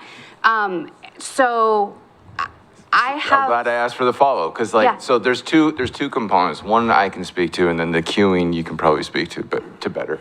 But I think the first part you're kind of say, what about like the expectations of the folks in this development? It sounds as if maybe you're referring to a situation where, you know, the development pattern changed significantly over time, and then, you know, with thinking there's going to be a certain type of traffic load on this local access road, and then at full build out, it ended up being much more significant than others.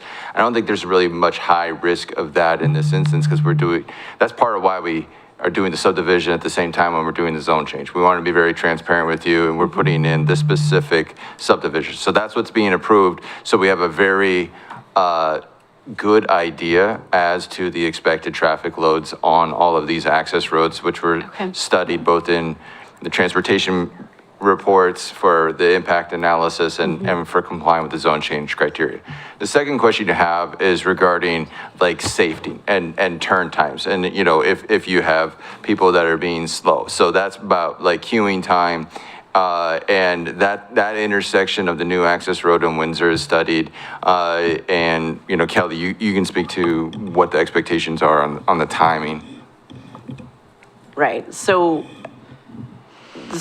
to address the concern about like the queuing and the easy moving in and out. Yeah. So because it is, most people are going to be going left turn out, right turn in, I didn't recommend there being additional turn lanes be put in, because most people, aren't going to go, you're not going to need a separate right turn exiting the site, right? Right. So the first section of that roadway width there is 34 feet. It's wide enough for on-street parking in a travel lane. If that's a concern, we can always just have that be striped no parking for that first little block. And then you remove some of that, that friction is what we call it in our worlds. Great idea. So that you can move in and out without having that congestion. So that could always be an option, because it'd be wide enough at that point I think that would. if the city was agreeable to that. You stripe it. There's no homes abutting it, so it's not like it's going to be a detriment to somebody who lives there, fronting that, so. Great, thank you for that problem solving. Appreciate it, thanks. Okay, good. Counselor Christopher. I have nothing at this time. Counselor Duran. I have nothing either.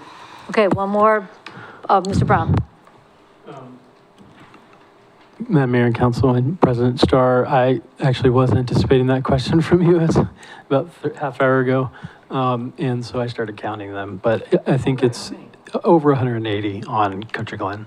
So, and that doesn't include the apartments. Doesn't include. Perfect. So. All right, we have two counts and they concur, so. Thank And you. I don't know if people heard it's 180 versus the 118 that we're so talking here. So, 60 more.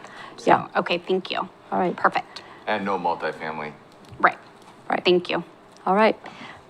I have nothing further, so thank you so much. I really appreciate answering the questions. So, Mr. Lindsay, we now go to hearing from folks who are here.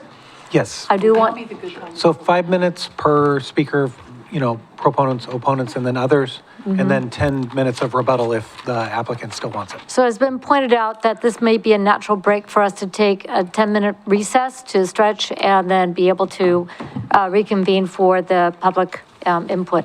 All right, we will be recessed for 10 minutes. Just seemed like.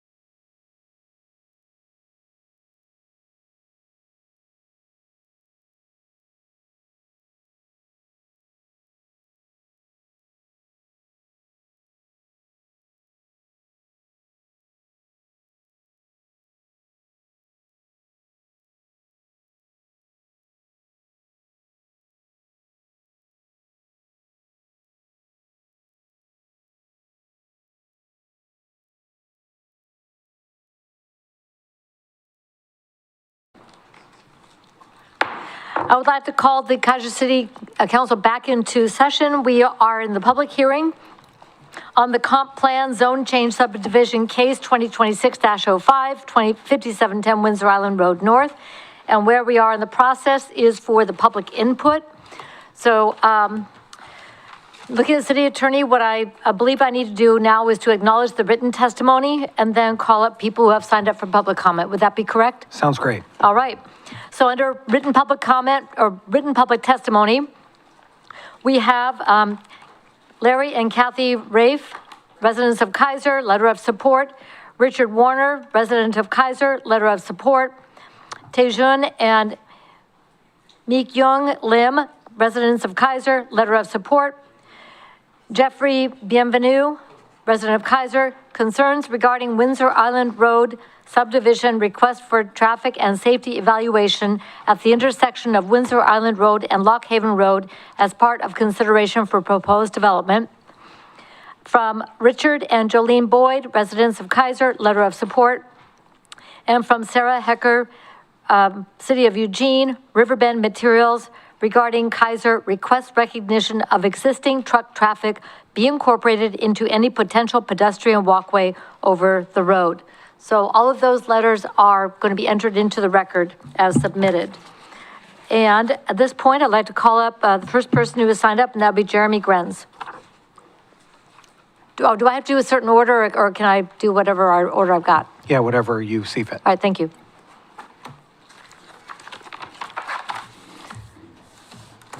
Good evening, Madam Mayor, ladies and gentlemen of the council. My name is Jeremy Grenz. I'm a resident of Keizer. Thank you for allowing my testimony on this application. I would like to thank the owner and development team for this proposal. They've obviously spent a lot of time, money, and energy on such a robust package of materials. I also want to thank staff and the hearings officer for their thorough review of the application materials and the presentation of their staff reports and recommendations. I occasionally find myself on this side of the dais, the same position that the applicants are at. And in my time doing that, I've noted that most of the testimony that is received by, or that is provided by residents and individuals is testimony in opposition. And it takes time out of your busy schedule to participate in the civic process. I'm here this evening because I want the council and the applicant to know there are residents that support this proposal, and I personally want to express my strong support for this application and look forward to the development of the largest single-family housing project in Keizer for as long as I can remember. I would like to point out that I believe that the applicant has provided adequate evidence into the record to demonstrate that it meets all of the review criteria. In my mind, the only review criteria that it could potentially not meet is the elimination of employment lands in conflict with Goal 9. I believe the applicant and the hearings officer did an excellent job of explaining how this application balances the policy tensions between comprehensive planning goals 9 and 10. I agree with the hearings officer's analysis that the allowable uses in the agricultural industrial zone land generally have relatively low employees per acre and pose that Goal 9 should not be the crutch used to prop up AI zoned land as employment land over the proposed use of very needed housing. I believe this is further evidenced by the little amount of AI zoned lands that have been developed in Keizer and the low number of employees that work at those properties that have been developed in this zone. I believe the proposal is a better use of the property and will provide a higher overall benefit to the city of Keizer than other potential development options should it remain zoned agricultural industrial land. With that, I urge the council to support the development of housing and approve the application before you tonight. Thank you. Thank you very much. Are there any questions for Mr. Grenz? All right, thank you. Mike Weaver.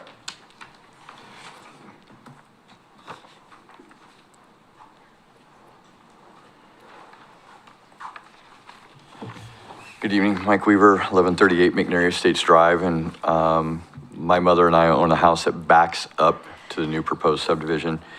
One of the concerns we had was in the CC&Rs that we would just have one-story homes built on that, and one of the concerns of that is if the property was potentially sold before the subdivision was completed or done, you would have the majority votes to change the CC&Rs. Difficult to do, it'd have to go through city council, but it could be done. Talking with Serge, the developer, I think we've come to an agreement where we can get this worked out. None of us want to end up in court in the future, so we're trying to come up with a way that in case something were to change or happen in the future, that still only the one-story homes would be built that back up to the 10 properties on McNary Estates Drive. So that was it. So I'd be in favor. Thank you. All right, any questions for Mr. Weaver?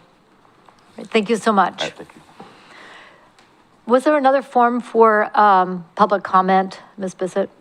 Okay, just so this forms I got filled in. I didn't sign up, but can I? Come on down. Ms. Adams, come on. And just your name and city of residence for the record.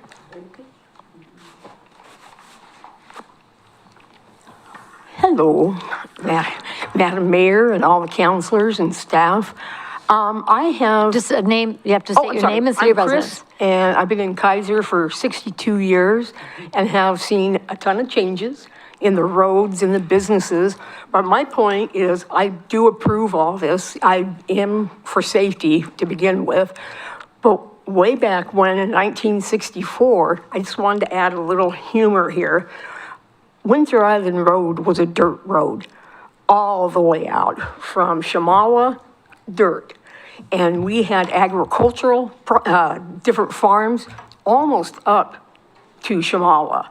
And so the only real traffic, if you want to go down the dirt road, well, sure, but you're going to come to a ton of farm equipment that's on that road. So there was no speeding and no wide turns or anything. And then the corner of Shamawa and Shoreline is what we called the Nut House. And it was called that, because all the fields all around down there were filbert trees. And so they came to the Nut House to dry. But anyway, that whole area has been, over the years, a busy area. And it's busy and sometimes dangerous because people don't want to come to a complete stop. And then down the road at the Lock Haven, I don't have too much trouble with anybody speeding except the trucks. They're the ones that come booming up the road, and they take that turn so fast that it's kind of scary. You want to back up. But point being, we had a great history of Keizer with our roads, and I love how everybody has come together, even the neighborhood associations. Safety has been the thing, and so this falls right into it. Thank you very much. Okay, any questions? All right, thank you so much. You're good. Last call. Okay, I don't see anybody else who would like to speak. Mr. Lindsay, the next step is? The applicant has rebuttal time of Okay. up to 10 minutes, if they so choose to use it. Okay. The applicant, would you have any additional wrap-up comments? You're asking a lawyer.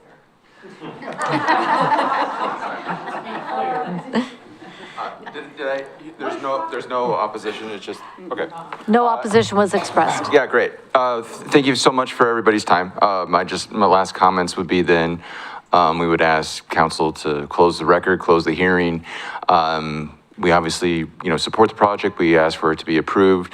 We support and the conditions of approval that were identified in the hearings officer's recommendation, along with the staff report that came out with the proposed kind of track A, track B in condition of approval number 2. And then also Councilor Starr had a comment regarding putting striping just for clarification for the record, that area was tract D, as in Delta, immediately adjacent to Windsor Road. It's an undeveloped area, and so the applicant's open to a condition of approval for striping along that tract as well. Thank you Okay. all for your...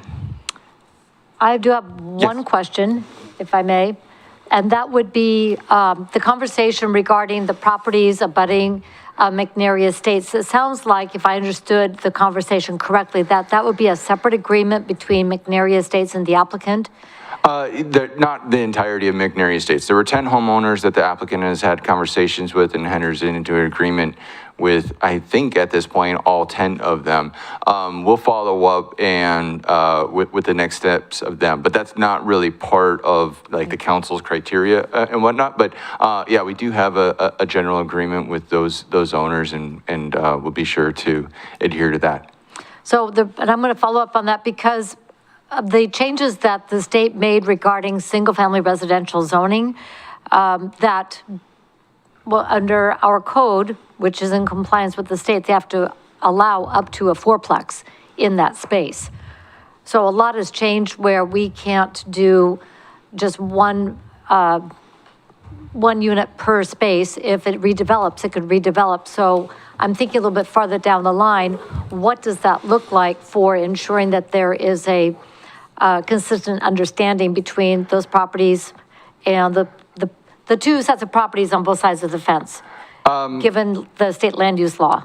I guess it's probably best to answer, just look on the existing side of the fence with the homeowners on McNary Estates. I mean, we're not asking the same questions there of, you know, are we going to bulldoze down all the houses in McNary Estates, and should we have, you know, that it, so it's, those houses fit those lots, and they were constructed, you know, in that time. We've got lot layouts for 35-foot widths for the most part, 40-foot widths another part, and expectation with, you know, the home designs is those are going to be built and improved, you know, consistent there. I don't know what the future laws would be, but I mean, they're going to be built out in a manner where that's going to be single-family residential development. So I don't think that there's, well, I guess maybe I don't understand the mayor's question. What is? So if my question is, if should the property redevelop and a single lot redevelop, is there a possibility that it could redevelop in a different manner because of the zoning we're required to do in single-family residential? So our agreement with them is about height of a single story. So we'll adhere to that, and we intend to put that in a covenant. But if you're asking about can any other single-family residential lot be further divided, can they be converted into a duplex or a townhome? I mean, is like any of those? Yeah, there are middle housing land division laws that allow for the redivision of that, and they allow for,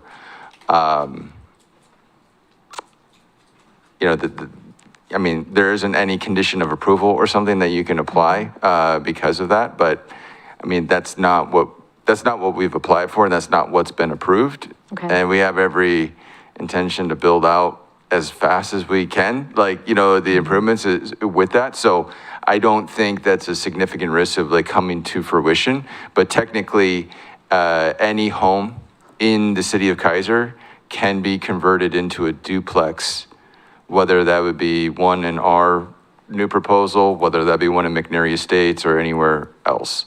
That is just a function of the current regulatory scheme. Thank you, that's a good point, appreciate that. Councilor Christopher? Just a quickie, what is the timeline you're looking at for complete build-out?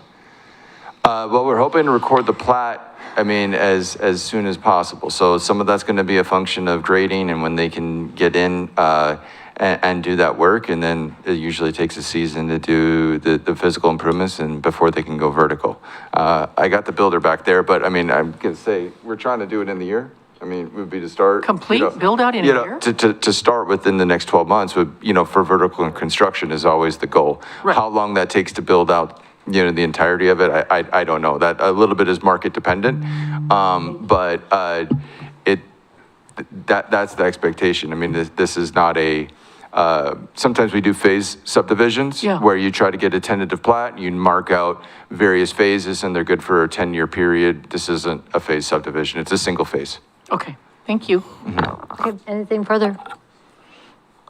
I don't see any other questions. Thank you so much. Thank you very much. Mr. Lindsay, is there anything else we need to do before we close the public hearing? And would you also advise closing the record at the same time? No, he asked that you close the record. I did not hear any request to leave it open. I'm sorry, say again? Oh, that we I'm close the saying, no, record. you can close the record and close the hearing. All right. So with that, the record is closed. And the public hearing is also, Mr. Lindsay, does that also close the public hearing? Yes, and then now it would be time to deliberate. Okay. So if you have anything that you want to deliberate on, or if you want to move ahead with a motion, we can do that as well. Anything before we put a motion on the table? Looking? Council President Starr, would you go ahead? I move that Keizer City Council direct staff to prepare an ordinance for council adoption approving comprehensive plan zone change subdivision case 2026-05. Second. It's been moved and seconded that the Keizer City Council direct staff to prepare an ordinance for council adoption approving comprehensive plan zone change subdivision case 2026-05. Discussion. Good, because I was going to come to you anyway about 22A and B. Is that as amended? Yeah, thank you. Yes, that was, I was going to say, we would want to say as amended.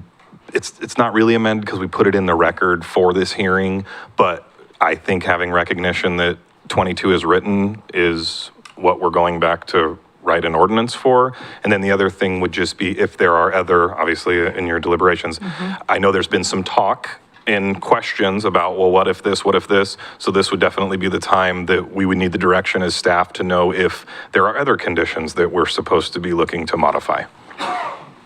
So the first one I'd like to do is to explore the option of the tract, I believe it was B and C, as being green space / park, to meet the need of our Parks Master Plan as identified for having parks within neighborhoods. And West Keizer, Northwest Keizer being essentially a park desert. Was there any objection to, Councilor Kohler? Thank you, Madam Mayor. A question about that.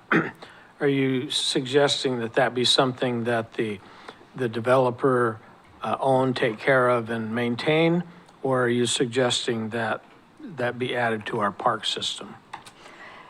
That I would like to have the applicant and the city work on what those terms would look like and come back with a recommendation, because there's going to be a cost, but also there is a need identified in the Parks Master Plan.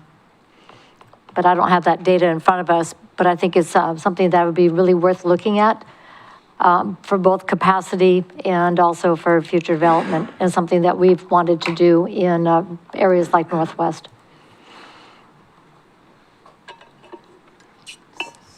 So is there any, I mean, I can make it a motion, or we can do it by unanimous consent to put that into the motion. So Council President Starr? I think I have a concern. Well, first of all, I think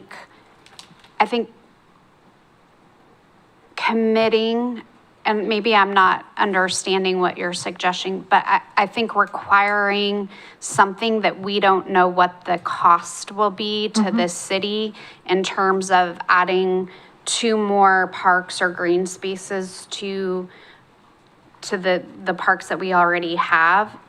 That's my concern about that. So if we could maybe ask them to explore the options rather than saying we want it to be a park or we want it to be a green space. I think just exploring the options and bringing back a mutually agreed upon, like between the developer and the city. I just don't want to commit the city to something by saying, yes, it's going to be added to our park system, because I don't know how what the cost of maintaining that would look like, but I do like the idea of there being green space for that community. Right, and that was my language, was that, look at that option, what would that look like? Okay. With the opportunity, since those tracks exist, in this plan, that they could be that green space that a neighborhood needs for people to run out and play outside. And it is a Parks Desert in compliance with our Parks Master Plan. Sure. I didn't hear it as an exploratory suggestion, so thank you for that. Yeah, it would be something that would be discussed and, but I'd like them to look at that. Mr. Brown? Madam Mayor and the council, would the green space at the, backs up to the development at the school also, I mean, be considered park improvements, maybe not counted in our, well, actually, they do include education parks, but there is a trail that connects directly to the back of that school. Is that open and accessible? I think it's fenced. Well, that's talking about, there's in the plan, a trail Right, connection, right? With, and there's you can just see from the aerial views, there's two walking tracks and a playground. But Right. Again, that's if it's open and accessible, and that was the conversation I heard earlier, was that we don't control the school district and we don't control that decision-making. And that my question about that bike ped path actually doing the job of connecting with the school, and we don't know. So this is something that the applicant and the city can have a conversation about, because the two parties that make that decision are at the table. So that's the point I've got there. Anything further? So right now, Councilor Christopher? So right now, we're adding that with unanimous consent as a exploratory option. Yes. And we're not making any conditions where that would be added to a parks master plan or that the city would have to care for it. That's not part of it. It's just an exploratory question. I like the green space idea. I don't know if it's large enough to be viable as a true neighborhood park, but it's green space and it's play space. And so I like that idea really well. I don't like it if it's one more thing that we have to take care of within our parks budget. So I'm with you on the exploratory. They will figure it out, because we need parks. Kids got to play outside. Anything further? Is this where we talk about, or I want to make sure that, Ms. Blaylock, you said this is separate and apart for looking at the reduction of the speed limit. Is that correct? Oh, do we do that now? Yes, that would be the city's role. That's 100% on us. Yes, we Got it. we would pursue that through ODOT Okay, to designate that speed. Okay. all right. Just want to make sure. Anything else? Okay, all in favor, please signify by saying aye. Aye. Aye. Opposed, signify by saying no. Motion passes unanimously. All right. That is all we have for public hearings tonight. We are going to go to administrative action. Item 9A, authorization to apply for an Oregon DEQ grant funding for the Willow Lake Stormwater Realignment Project. City Manager? And everybody leaves. Yep, they're good. Mr. Brown? thank you, Madam Mayor. Public Works Director Carrie Blaylock will handle this All right, item. it's this a big grant night, Ms. request. Blaylock. All right, Nobody's sticking around to hear about the grant, I see. yeah. I know there's a lot of people in that neighborhood who are sticking around. Thank you, Manager Brown and council. On? So Is your microphone on? it is. Can you hear? There you go. I think it's just. So I'm here to request your approval to apply for the Oregon Department of Environmental Quality Sewer Overflow and Stormwater Reuse Municipal Grant through their program. Our request is for up to $400,000 for the Willow Lake Stormwater Realignment Project.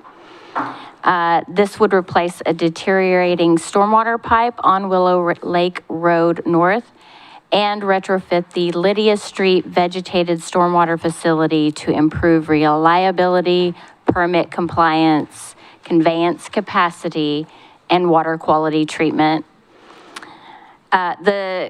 Both of these assets, both the stormwater pipe and the vegetated facility, are both aging out and need some treatment. The estimated total funding needed for the project design, just to be clear, for the design element is estimated at $450,000. So our proposed grant request will be up to $400,000 with an anticipated non-federal match of approximately $50,000. The timing is important, so the deadline for the grant application is September 14th, 2026. So authorization at this meeting would allow us to finalize the scope, the budget, get our certifications and other application materials together to meet that deadline. I'm happy to answer any questions. Awesome. Questions for Ms. Blaylock? Looking. All right, I don't see any. I do have one, and that by having a design completed, that would then open up eligibility for construction grants later on, maybe? Exactly, yes. All right. I think they call it shovel-ready? It is, yes, that's the goal. All right, love it. Council President Starr. I move the Keizer City Council authorize the city manager or designee to apply to the Oregon Department of Environmental Quality Sewer Overflow and Stormwater Reuse Municipal Grants Program for up to $400,000 for the Willow Lake Stormwater Realignment Project. Second. It's been moved and seconded that the Keizer City Council authorize the city manager or designee to apply for the Oregon Department of Environmental Quality Sewer Overflow and Stormwater Reuse Municipal Grants Program for up to $400,000 for the Willow Lake Stormwater Realignment Project. Any discussion? Councilor Parsons. I just have a question. Can I vote on this?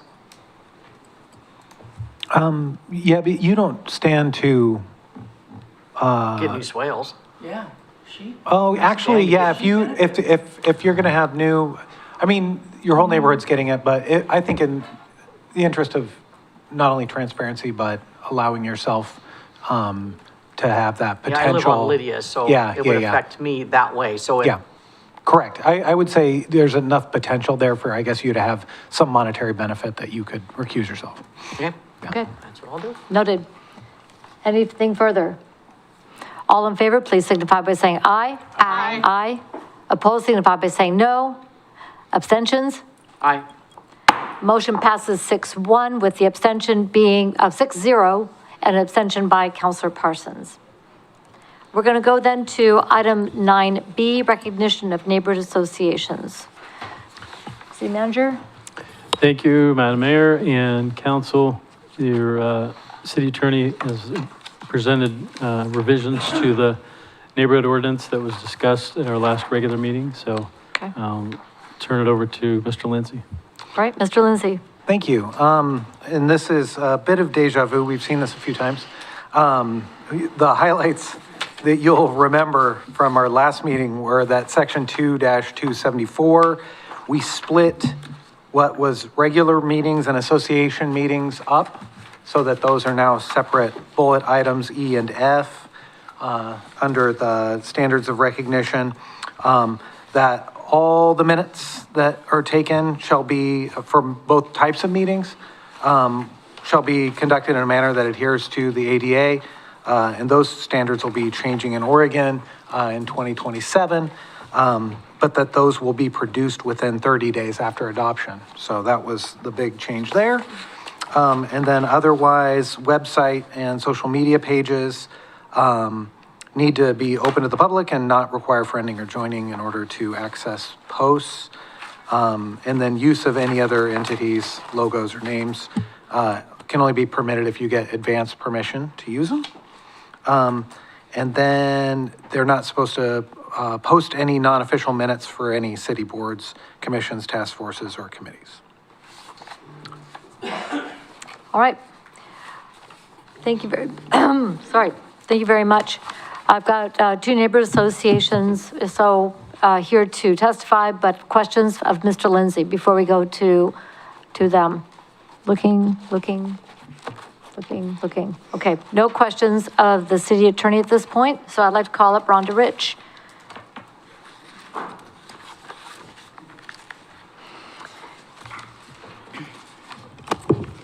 Good evening, Mayor, City Council, City staff. My name is Rhonda Rich, and I'm president of the West Keizer Neighborhood Association, and I'm here to address the ordinance.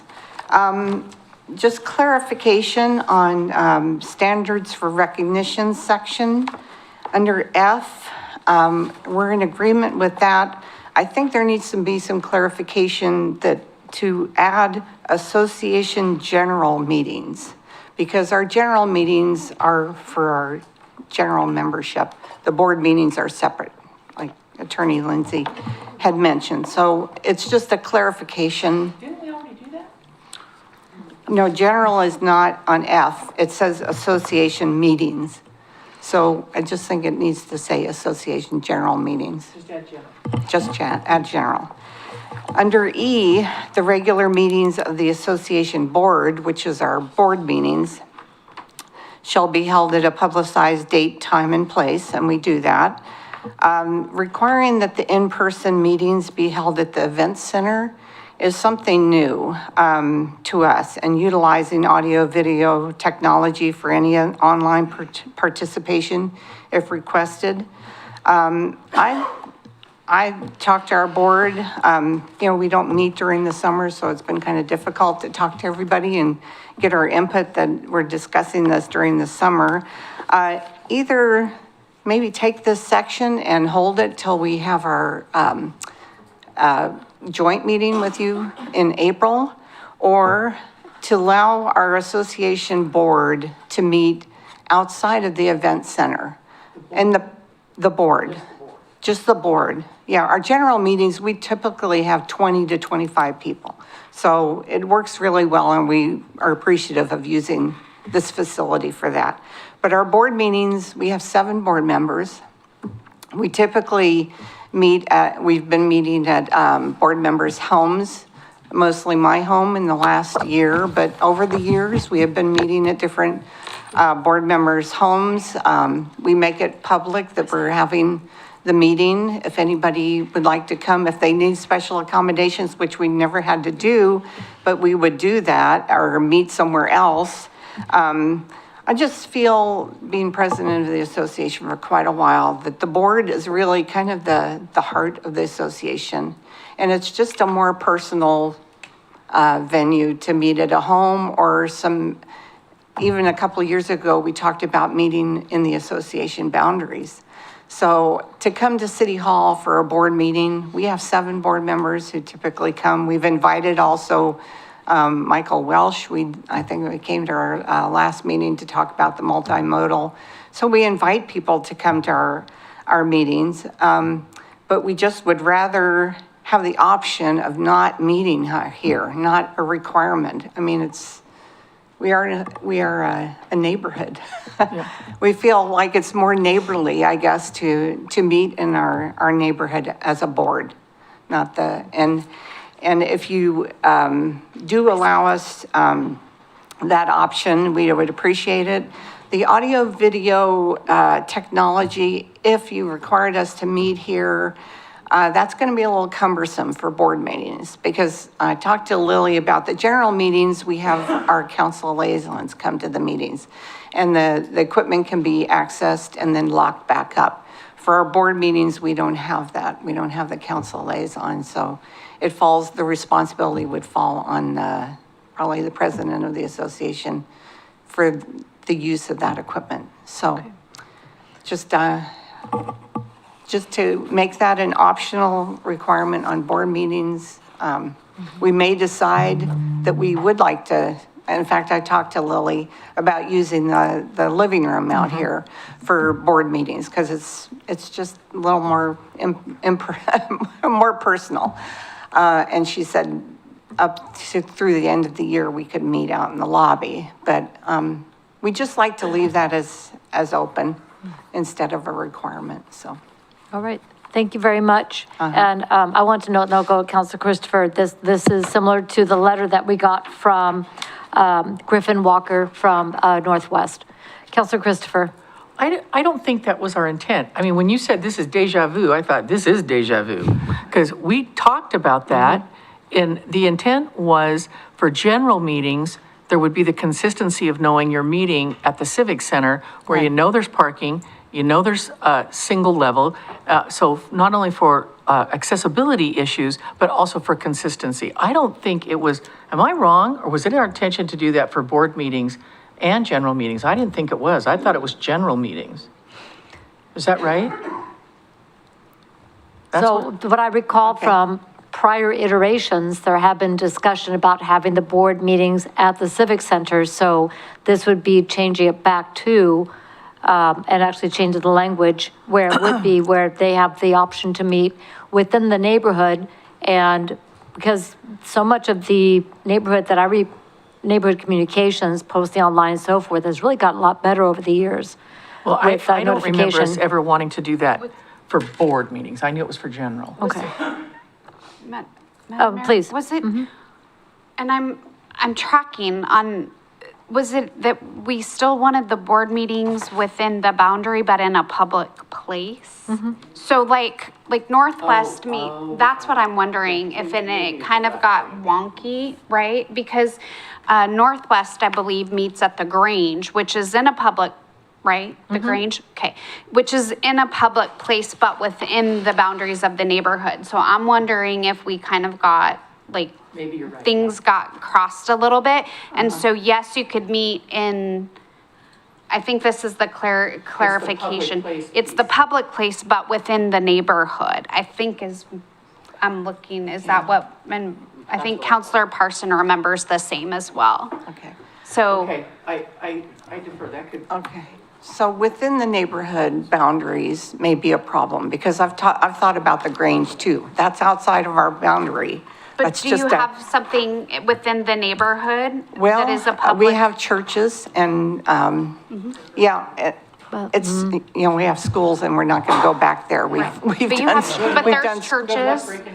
There's churches. I've heard some people do not want to be going into a church for meetings. But there due to their- restaurants, other public places. Well, Mommy and Mavity's closes at 3. We're really limited. Maybe we made a classic Burger King, homes. Lowe's, Stove. In your conference room, I thought about, Counselor Duran's businesses in our, but yeah, we would have to explore that, and we haven't really, looked in our neighborhood. The boundary issue, I mean, the Grange would be good. I mean, I think There's that's, only 6 parking places. well, we only have 7 people come to our meetings, so. There's other public places within the neighborhood. No, not west. No, I'm just no, right. we're limited to the places on River Burger Road, King, and it's pretty, like Burger pretty King, limited. Dick's office, Kyle's office, Lowe's, Stove's. It's outside. It's wrong side. Oh, right, Yeah. sorry. But I think too, I mean, if I may, I mean, I'm a member of West Keizer, and I understand the dilemma because of the specificity of this language. So, Read the language. If you want to say public place, we could pursue that, but Yeah. within the boundaries, that might I be mean, difficult. I would just say public place, and you can take out the boundary. I think that would be fine. Okay. At a public place for the board meetings. it doesn't even say it in here anyway. Yeah, it does. So we wouldn't be required to use the video. Well, That would be taken out too. Are you, I guess I'm asking, Held and publicized. so, well, currently with that change, it says regular meetings of the It says association could be at the board event center. shall be held at a publicized date, time, and place.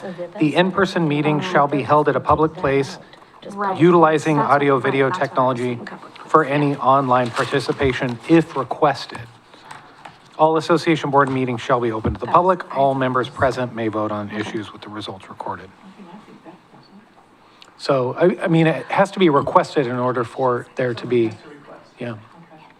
And then if we're at Right. if we're in a public place like the Grange, then doing an audio, video technology may be pretty difficult. Any place other than the event center would probably be difficult. I think so. Yeah, so I think we would like to take that audio video technology out for the board meetings. Yeah, but if somebody requests that they can't be there and wants to come. Well, we're in a public place, so they could come. I don't know. It just adds something, another layer on for our board meeting, so. I mean, we could FaceTime them, I guess. Well, there you go. And with a small group like that, with a group of 7, is that what you said? Yeah, we're 7 board members. So a group of 7, you could, FaceTime would work. And if you're in a Yeah. public place, there's going to be Wi-Fi. So, Okay. It's just whether you want to put this in the ordinance or not. well, we want I mean, we are consistency. accommodating, we will accommodate people. We Yeah. have no problem with Sure. that, so. Yeah, I say we leave it that, public place. And then you use FaceTime. Or whatever technology comes down. Whatever you got. The pike, yeah. And then if we're keeping track for F, I put the word general in after association general meetings as, Yeah. if we were doing it as amended. Okay. Okay, Okay. okay. Thanks, Rhonda. Thank you. Jacqueline Green for Greater Northeast.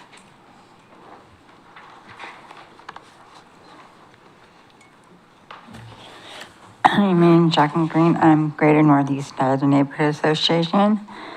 I'm writing, to express serious concerns regarding the constraints surrounding neighborhood association meetings under the recent ordinance update by limiting meetings options and failing to provide institution support for hybrid, fully online or decounterized neighborhood-based meetings formats, forcing resilience on City Hall. The current policy creates a significant structural barrier for resident participation.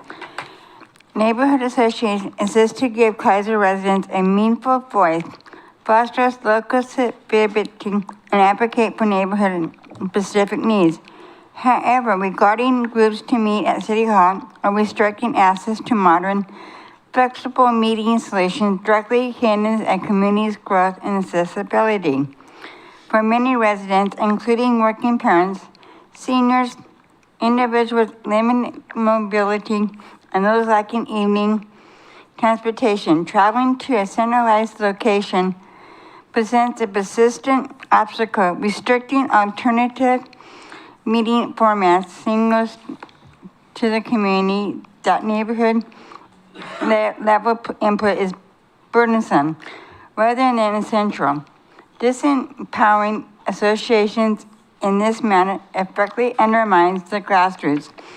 I perceive they were explicitly established to provide. To ensure all Keizer residents are heard, I strongly urge the council to reevaluate the ordinance and take the following actions.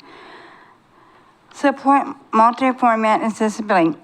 Formalize support and guidelines for associations to hold meetings online in hybrid format or at accessible public venues within their respective neighborhoods. Local schools, parks, or community centers. Provide technology and logistic resources. Offer basic digital infrastructure such as shared city support, virtual meeting links, or mobile AV kits to enable seamless hybrid participants. Reduce administrative streamline venue approval processes so associations can gather where their neighborhood actually live. Neighborhood associations are most effective when they are close to the people they represent. Removing these structure barriers will reaffirm that resident voices matter and strengthen civic engagement across all Keizer. Thank you for your consideration and your continued commitment to our community. Sincerely, Jacqueline Green. All right, thank you very much. Questions for Ms. Green? So I've got one. So make sure I heard correctly. So what you're asking for in the language is support for hybrid options? Yes. And then the other, I think I heard, is support for alternative locations that are in or adjacent to the neighborhood to make it easier for accessibility for the residents. Did I hear that correctly? Yes, because a lot of our residents do not want to come inside this building. Okay. All right. Thank you, appreciate that. You're welcome. Okay, I'm looking at Northwest. Come on down.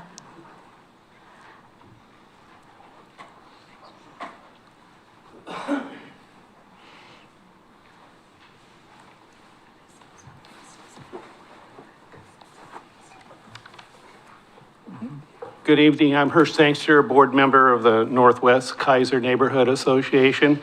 And our president already submitted our suggestion. And our concern is our board meetings. As Councilor Starr indicated, we do meet at the rec. It is open to the public. We'd like to be able to still do that. When we started the Southeast Keizer, we met at the Mennonite Center, and that was very good. I think the key, and I think President Griffin really pointed out, we'd like to have that flexibility, but we would like to have the word that the meetings are in Keizer, not elsewhere, and that they are open to the public, and they are posted, as well as our minutes posted, as pretty much what we're doing right now. That's our main concern about the whole ordinance, was just the board meetings, because the rec's one of our business partners, is in our neighborhood, so we're kind of supporting one of our own businesses right there. So it's kind of scratch backs kind of thing. So we'd like to keep it that way, but with the option of working with Lily. And we've met in the lobby before, and it's fine for a 1 hour. We keep our board meetings to 1 hour. And we do meet through the summer, so we do have some planning sessions and things. But one of the things I kind of like the wording that was proposed was that we have the flexibility to meet, but it has to be a public place and it has to be in Keizer. So that solved your problem? That would solve our problem. Public place in Keizer. In Keizer. Thank you. And I think Griffith wrote a very good proposal. Yes, he did. Thank you. Any questions for Mr. Sangster? Looking, all right. Thank you very much. Thank you. Southeast, would you like to comment? Oh, great, we got 4 of them here.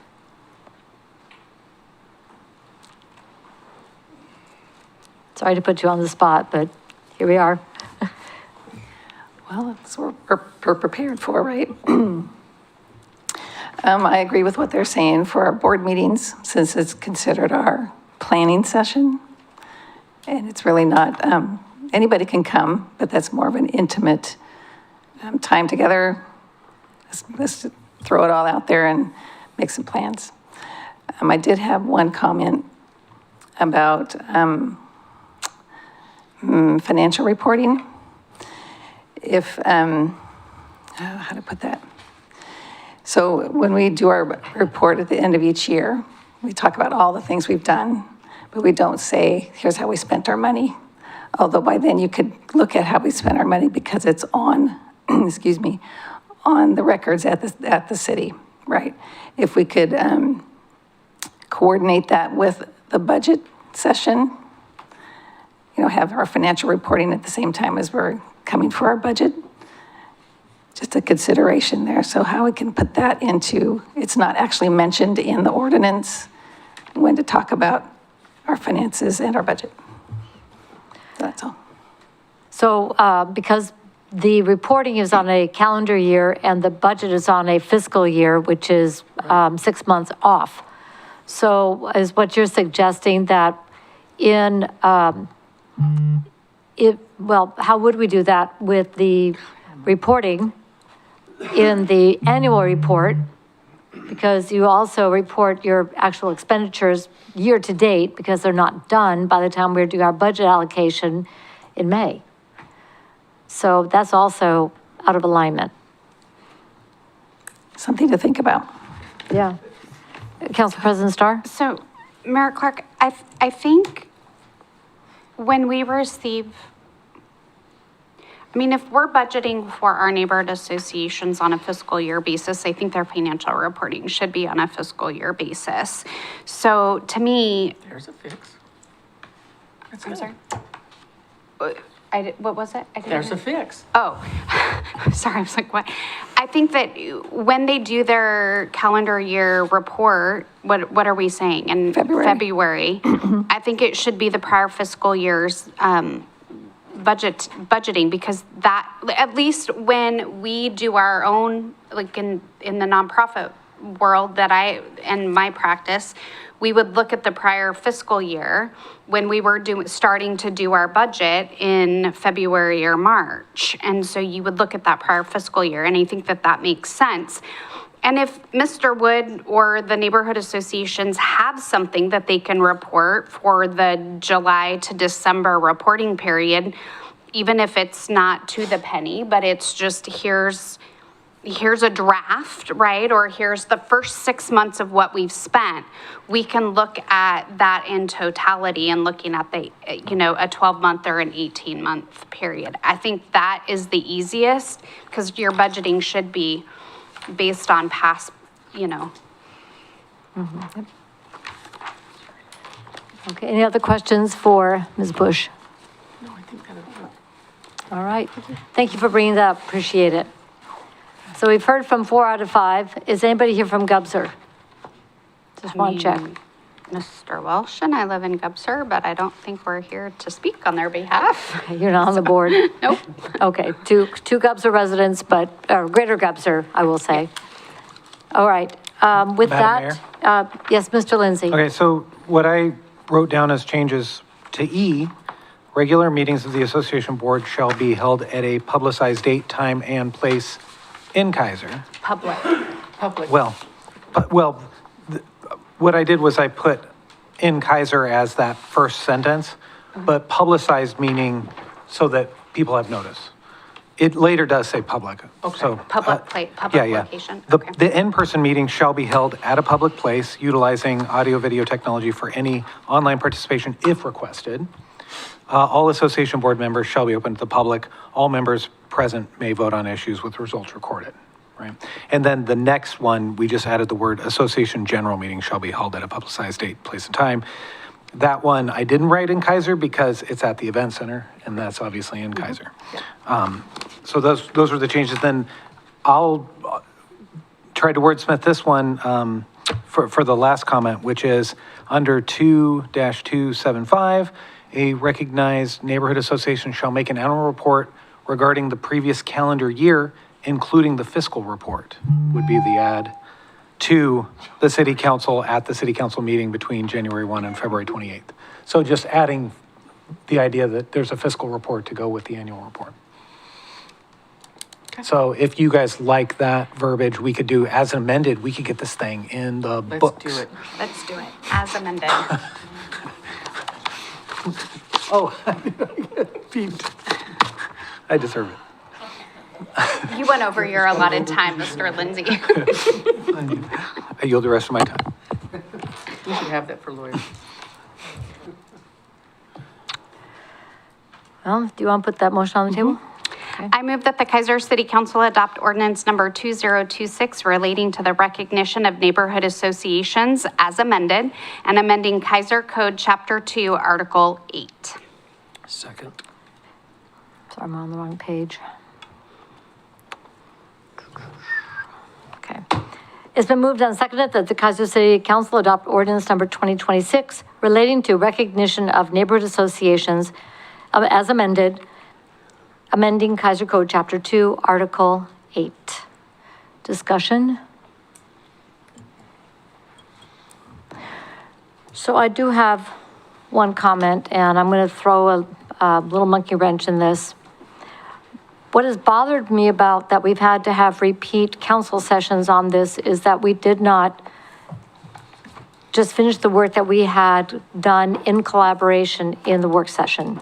Having all the neighbor associations here where we're talking about all of the issues, and we do this on an annual basis.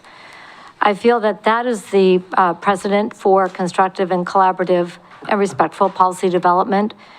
Instead, we've had the neighbor associations have to continue to come back and come back and come back as we've worked through this, which I think is less conversational and less collaborative. With that concern, and yes, we're hammering out again, trying to fix the stuff as we're going. Again, I am just concerned that this is not the process and the right process for trying to collaborate with our neighbors associations in developing the ordinance that's going to govern them. I'm also concerned that consistency can curb flexibility and creativity. And I believe neighbor associations need that so they can adapt to their residents' needs, and they understand that better than we do. So I'm going to be a no. Anything further? All in favor, please signify by saying aye. Aye. Opposed? No. Motion passes 6-1. It will be a second reading in 2 weeks, in September, which is not in 2 weeks. So not done yet. All right. With that, we're going to go to the memorandum of concern. City Manager? I'm going to pass this over to Attorney Lindsay. Thank you. So last meeting, August 3rd, at the general meeting, the city council voted to accept the recommendation of the Internal Oversight Committee and directed myself to produce a draft memorandum of concern. I've done so. It's in the packet. It is on page 801 of the pack of an 860-page packet. And on that, there's one page. It does what I sort of tried to promise to do, which is just took what the investigative conclusion of the outside attorney, and then basically showed a little bit of concern from the Keizer City Council. So that would be, I am open, this is just a draft. I'm doing the bidding of the council at large. And so if the council has any sort of draft recommendations, I'm all ears. And Councilor Christopher? Joe, it's just 3 paragraphs, right? Correct. Could you just read it? Okay. No? It's in the packet. Okay, I was just doing it. Yeah. Yeah, Would you I mean, please you just can. read it? It's only 3 paragraphs. Okay, if the council wants me to read it, I am happy to do so. Great. Okay, so this is dated today, August 17th, because this is presumably would be from the council if they were to vote for it. On Keizer letterhead with all of your names on it, and it's to Mayor Kathy Clark from the Keizer City Council, and it's regarding a memorandum of concern. It says, Mayor Clark, at the general meeting of the Keizer City Council on August 3rd, 2026, 4 members of the Keizer City Council voted to follow the recommendation of the Internal Oversight Committee in issuing this memorandum of concern in accordance with the Keizer City Council Rules of Procedure, Rule 16.1, first paragraph. This recommendation was based on an investigation conclusion of an outside attorney investigator that found by a preponderance of the evidence that you were in violation of Rules 5.2 and 15.1 of the Keizer City Council Rules of Procedure. Specifically, the investigator found that you violated Rule 5.2 in your conduct towards Councilor Kohler and violated Rule 15.1 when contacting HR Director Keizer about your concerns regarding Councilor Kohler's comments. Upon its issuance, this memorandum of concern serves to remind you as a member of the Keizer City Council about the necessity of following the rules of procedure and importantly reiterates to all members to hold each other accountable to the standards we set for ourselves. This memorandum is a final action by the Keizer City Council on this matter. Thank you. Are there any other questions for Mr. Lindsay? Councilor Cross? Thank you, Council President Starr. Mr. Lindsay, I called you today. Well, first, I want to say that I did listen to the tape. Okay. And I called you today because I know that there is a lot of community distrust right now that I want to acknowledge, and it's unfortunate, and I'm glad that we're going to be sewing this up. I'm not sure when this would be good to make a motion, but I want to make a motion to release that executive session tape to the public. And my answer has been and continues to be that if 4 members, so a simple majority of the council wanted to do so, it's your guys' privilege. And So would I make that motion now, or would I do that after we discuss this item? I would say, because it's a different, I mean, it's part and parcel to this, but because it's a different thing, you might do a motion to suspend the rules to take up that matter. If you wanted to do it now, or if you wanted to do it after you voted on the letter. Okay, so after we vote. But either way, I think a motion to suspend the rules would be appropriate. Okay. So suspend the rules? Well, if you. After the vote, okay. Yeah. So I do have a question. So I listened to the tape. After the tape ended, who was in the room? Who could answer that for me? I wasn't there, I don't know. Can someone, City Manager, Council President Starr, can someone answer that for me? So my recollection is that it was the mayor, myself, and Council President Starr. Okay. That's Can someone tell me what was said? Council, or Mr. Lindsay, is that appropriate? Is that an appropriate question? Am I allowed to answer and respond to that question? Was it after adjournment? Well, so if it's after the meeting, then it's not a privileged setting. But I mean, And not, you're not given that under the oath, you just are being asked on the dais. I'm sorry? I said you're not under oath, you're just being asked on the dais, but I mean, you understand what I'm saying there. Yeah, but the investigation's been concluded, and so. Well, yes, but also that, if my understanding of the tape, which I did listen to listen for liability's sake early on, if it was after the meeting was adjourned, after a quorum left, then it's just a meeting or not even a meeting, it's just an interaction between a few people, and it sounds like 3 people. So meaning not privileged necessarily. All that to say yes. Yeah, yes, she can answer if she wants.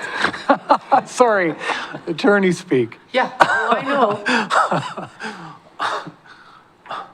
Are you asking me? Yes, I'm asking you, Council President Starr. Can, that tape wasn't very fun to listen to. That's probably why I delayed listening to it. So I would like, not hearsay, I would like the people in the room to tell me what was said.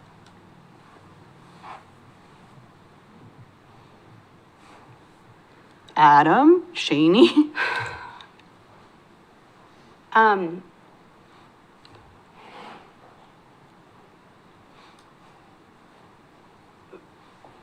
think the remaining counselors in the room got up to leave, and most of them left. Counselor Parsons, Counselor Kohler, Counselor Duran, Counselor Christopher had already left the room. I stood up as well, and then when I saw that everybody was leaving, I sat back down, and when everybody was gone, Mayor Clark stated that, well, I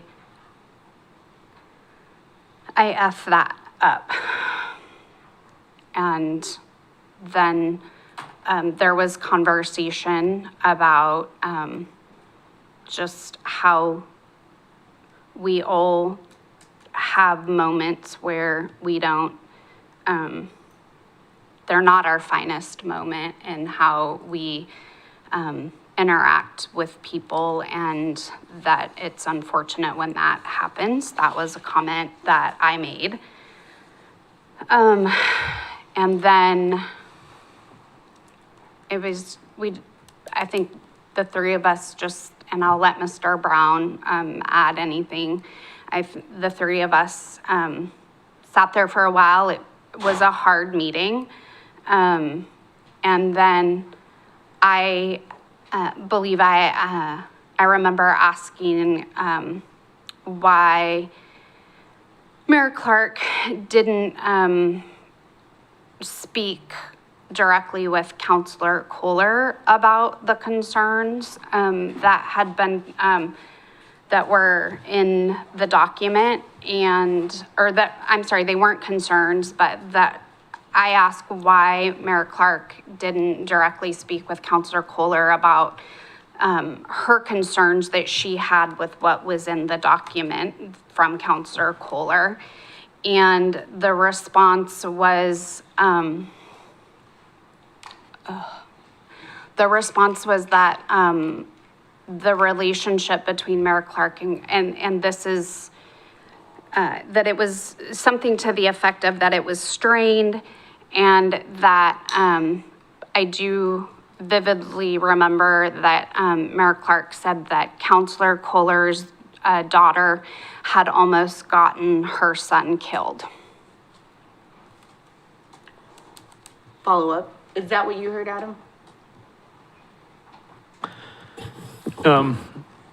With this, on advice of this council members, I have kept my conversations with you privileged between us. Again, it was this seated council that asked me to do that. Having said that, I generally agree with what Councilor President Starr said happened. Okay. So I know, again, I'm going to acknowledge it's unfortunate. When I can walk on water, I'll expect other people to. I think that our community wants us put to rest. We're done with it. We need to get through back to city business. We need to start earning the trust of our community. And I think that everybody up here can decide on that. They can agree on that. So with that, I move that the Keizer City Council, I move to approve the memorandum of concern as written, or as amended, as written. As written. I'll second that. It's been moved and seconded to approve the memorandum of concern as written. Is there any further discussion? Councilor Kohler. Do I vote on that or do I abstain? Councilor Lindsay, Mr. Lindsay. He could, there's no reason for him not to, except I know that the council heretofore was trying to be consistent and not, if he didn't vote on the original stuff, although this is a message from the whole council, and so it is whatever the council thinks appropriate as being from the whole council or not. My opinion is that is a decision that Councilor Kohler should make for himself. I'll go with that. So is there any other discussion on this item? Does anybody else have an opinion on Councilor Kohler voting? No, I'm fine with that. Okay, any more discussion? Do we get to say anything? No, I'm sorry. I think that Nope. you and you are trying to get Kathy out of office because you want to Ma'am, hear it. ma'am. And I think you're tarnishing her Ma'am, reputation. ma'am, thank Oh, you. shut up, Shane. Just Ma'am. shut up. This makes me so angry. Ma'am, thank you for your comments, but we had an opportunity for public comment. So, thank You you. didn't have an opportunity to comment with this. We did in the beginning of the meeting, thank Well, I you. wasn't able to be here. So, it's been moved and seconded. All those in favor, please signify by saying aye. Aye. All those opposed? No. Any abstentions? Abstain. So it's been, the motion carries 4 in favor, 1 opposed, and 1 abstention. The opposition was Councilor Parsons, and the abstention was Councilor Kohler. Counselor Cross. Okay, so now I'd like to move to suspend the rules. You have to, does she say what she's suspending them for, though, to take up the matter? Yeah, if, it's cleaner if she says to take up that I matter. move to suspend the rules so we can take up the matter of releasing the executive session tape from June 1st. I'll second that. Mr. Lindsay, can Mayor Clark participate in this portion? Certainly, Great. yeah. Thank you. We're not in Rule 16.1 anymore. Great, thank you. done. Yeah. Okay. Good. It's been moved and seconded to suspend the rule, take up the matter regarding discussion of releasing the tape. All in favor, please signify by saying aye. Aye. Opposed, signify by saying no. Motion passes unanimously. Wait, proceed. Did we suspend the rules? That's what we what we just just did. voted on. That was the suspension? Yes. That was, yes. Oh, sorry. Okay, now the vote. Keep up. Okay, I'm sorry, I'm Keep with up. you. Okay, So Counselor Cross, now I have to make the motion, correct? that's how it works. Thank you. Step one, step two. Yep, just making sure. So I'm going to start with my motion by saying making a motion to release the executive session from June 1st. I would like our community to hear the tape for themselves, to decide for themselves, and for all of us to move on. There is a great tool that I use from the Senate office over at the Capitol, and I encourage everyone to use. It's called the Dignity Index. It's to ease division and to solve problems. And where we need to get to is each of us is born with inherent worth. So we treat everyone with dignity, no matter what.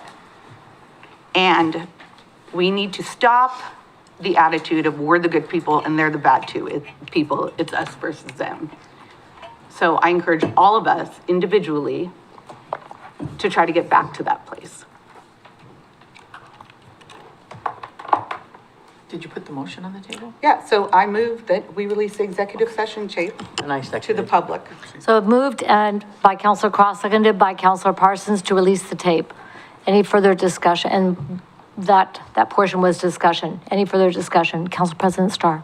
Thank you. I will wait until. Got a question for Joe. I have a question for Mr. Lindsay. Mr. Lindsay. In regards to this decision to release a tape of a meeting that was properly noticed under Oregon statute to be in an executive session, which typically is privileged conversation under certain circumstances, what is the precedent, and can you, talk me through the pros and cons of that? Well, I'm glad you asked that because City Manager Brown just came up and asked me about where his rights are in this.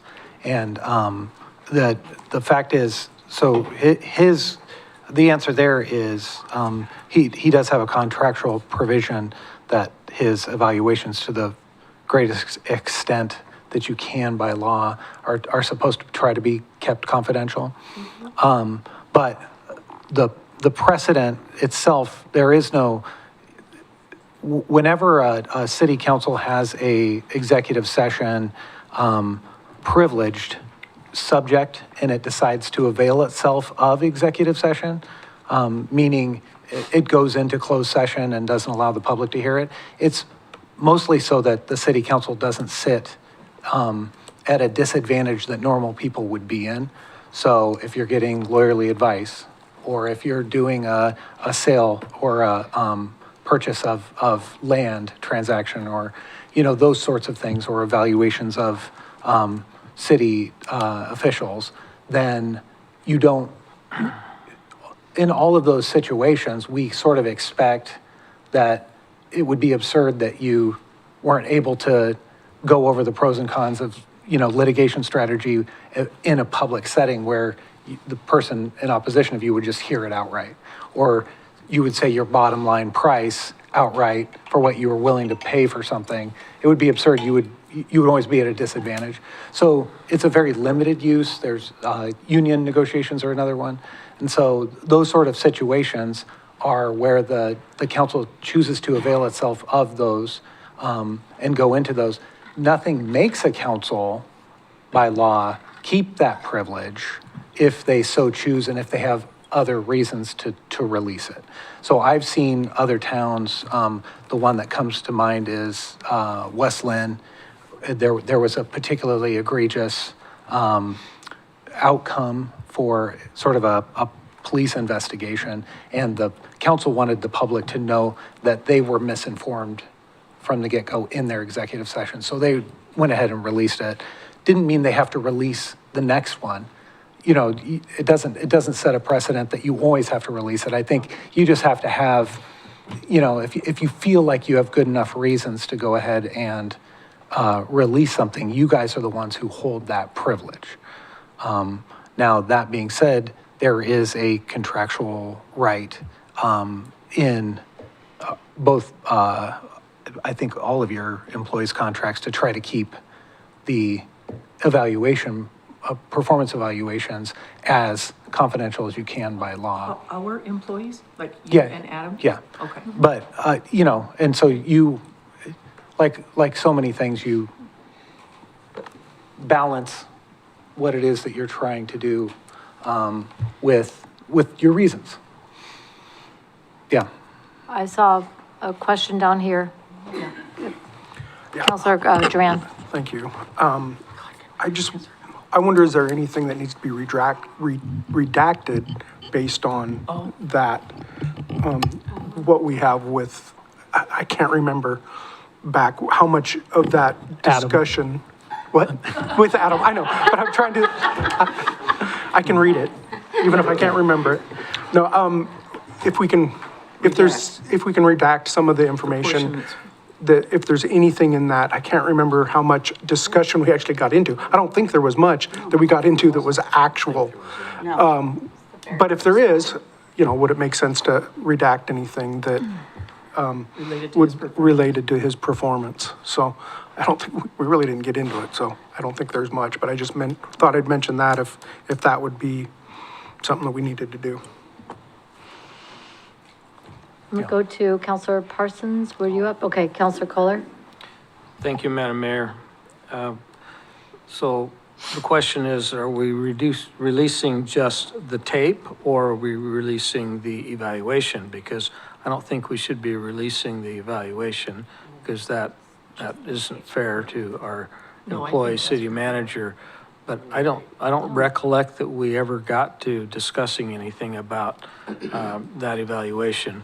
But I agree with Councilor Duran, if there is anything after you reviewing that, that should be redacted.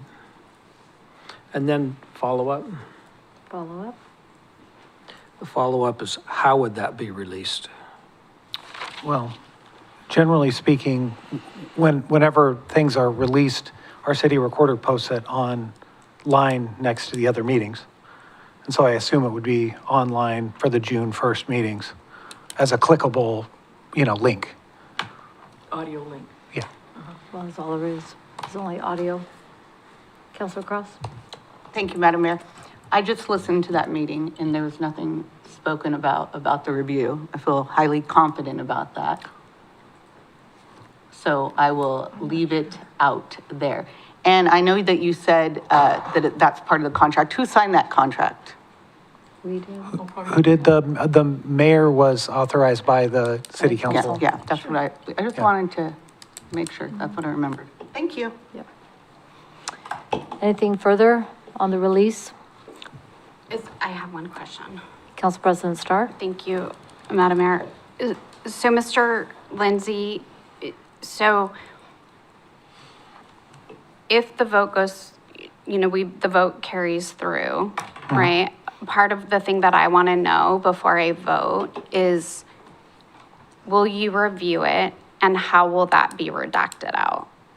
If there is something on there that is related to Mr. Brown's review, how like, will you review the tape and then how will that be redacted out? Well, so if you, you can use audio software to just quiet out. Bleep that or Yeah, whatever, like quiet the out. little blooper, Yeah. bleeper thing.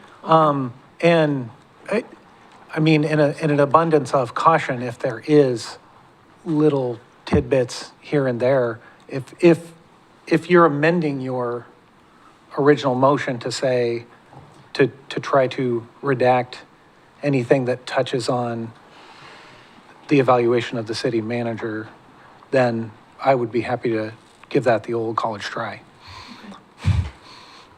Yeah, I think you should do that. Okay, I'm going to go to Counselor Duran, then I'm going to circle back around again. Maybe Manager Brown should be involved just to make sure that. To approve it. To approve it? I don't know, is that, if you listen to it together, just to make sure, I don't want to have something get missed, is my concern. Madam Mayor and Council, yes, thank you. I actually have not listened to the tape at all. So the last time my recollection is just from being in the room. I've tried to separate myself from this. So I honestly don't. I remember some things that I said, but yeah, I'd like to listen to that again to the interest of protecting my character and not being defamed in any way. I think that's fair. Yeah, and I think following that is the only way that I would be in support of that, because I think that there's, it was your performance evaluation, so I would want, right, the two before, and then I can support that. You want to make a friendly amendment? I'll make a friendly amendment. That Mr. Lindsay and Mr. Brown agree to review that tape and then redact only the portions that are specific to Mr. Brown's evaluation. But I want to be clear, right, that it has to be, I think to get to the intent of what this motion is, right, I think there's very limited things that should be redacted from that tape. Do you know what, I'm hearing that you want us to err on the side of openness. Yes. Okay. But protecting, right? Yeah. Okay. Yep. Counselor Cross? Thank you, Madam Mayor. I'm happy to accept that friendly amendment. My fear is that a 29-minute tape will become a 3-minute tape. So then all of a sudden, our open communication, let's rah, get the community to trust us, isn't that? So I hope that this is the beginning of really, really good intent, having really, really good outcomes. Nice. I'll also accept. Okay, it's been accepted by the mover and second. Is there any objection? Seeing none, the motion stands amended. Any further discussion? Counselor Kohler? Thank you, Madam Mayor. I would just like to say I have no objection to having that released, as I don't feel like that I have anything that I shouldn't have said on there, so. Okay. Cool. All in favor, please signify by saying aye. Aye. Aye. Opposed, signify by saying no. 7-0. We're finishing up this agenda item. Is this for this agenda item? Okay, not other business. Counselor Christopher. Thank you so much. So I would like to move to suspend the rules for taking up the final report.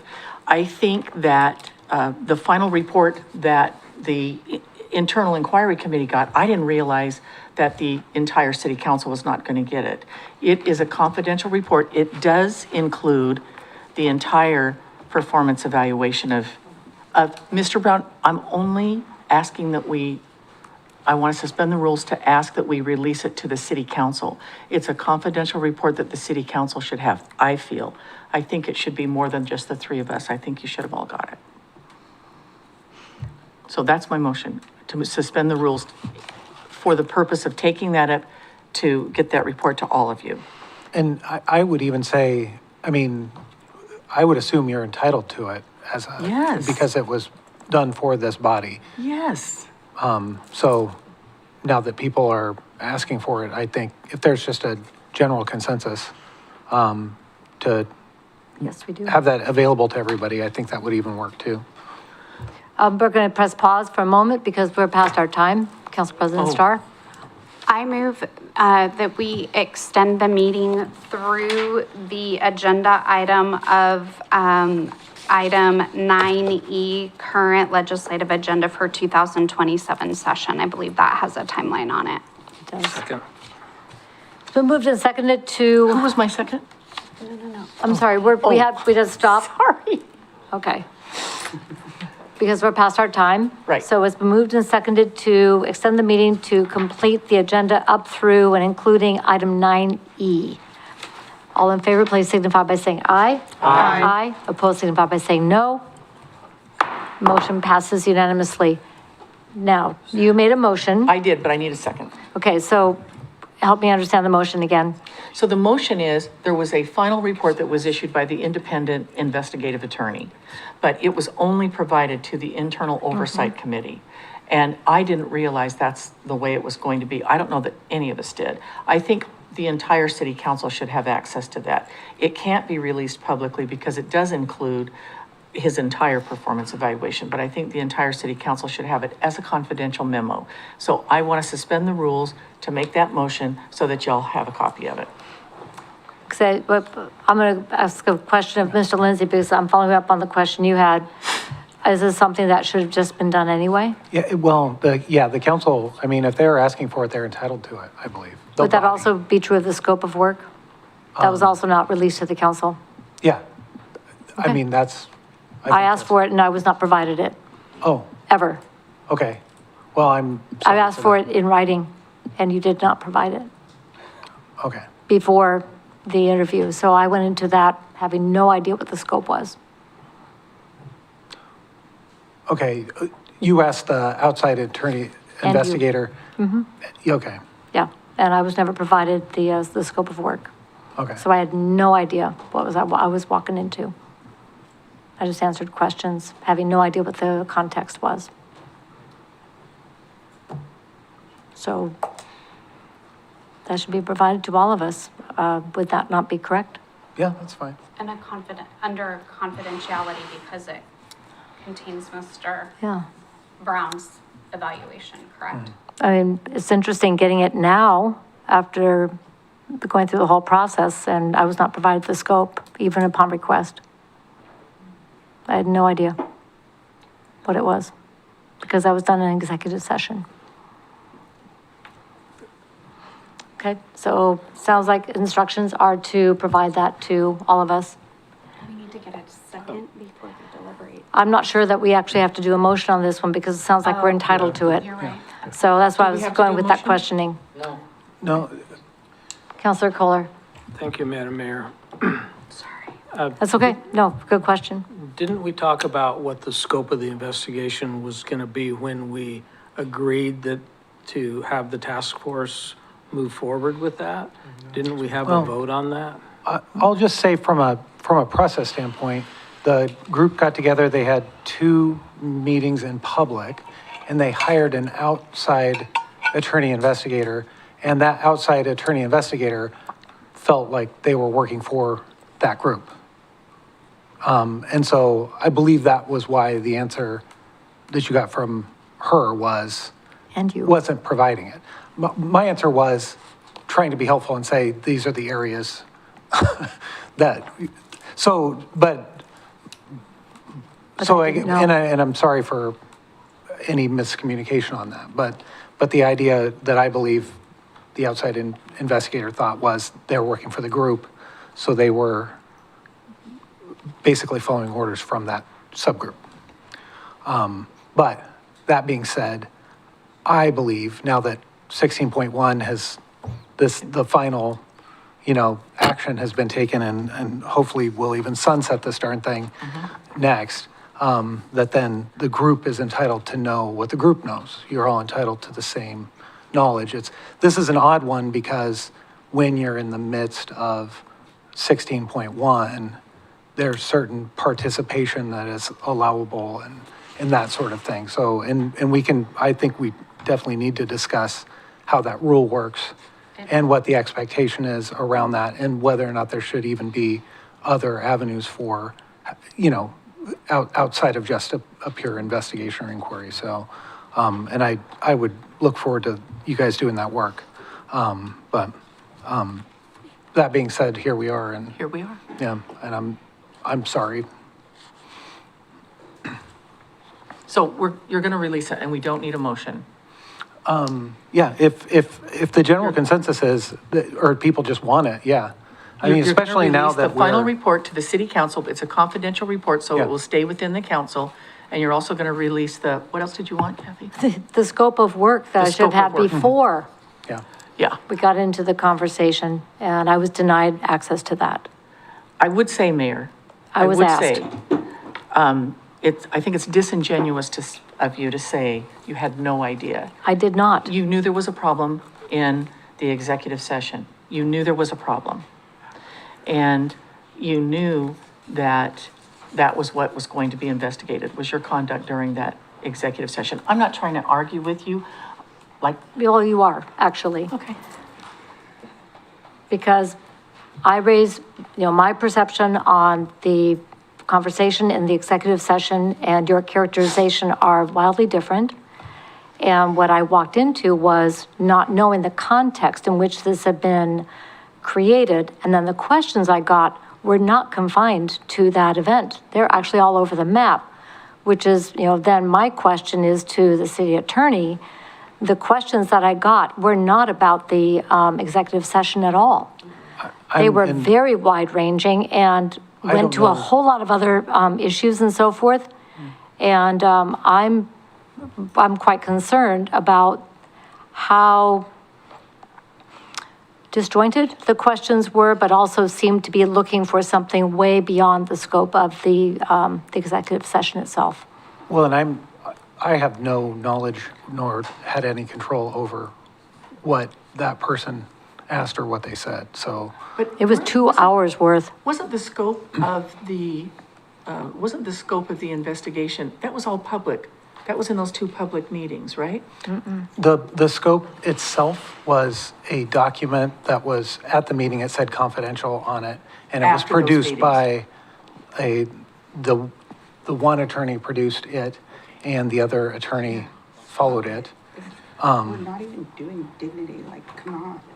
Really? Yeah. Okay. Thank you. Okay. Counselor Kohler. Thank you, Madam Mayor. I feel this is an unfortunate time for all of us on the council. Now that the facts have been presented and released, I think it's time for us to move forward with the work of the city. Thank you for that. So we're going to get the scope and the investigative report, which I have no idea what's in that either, what ended up going to the committee.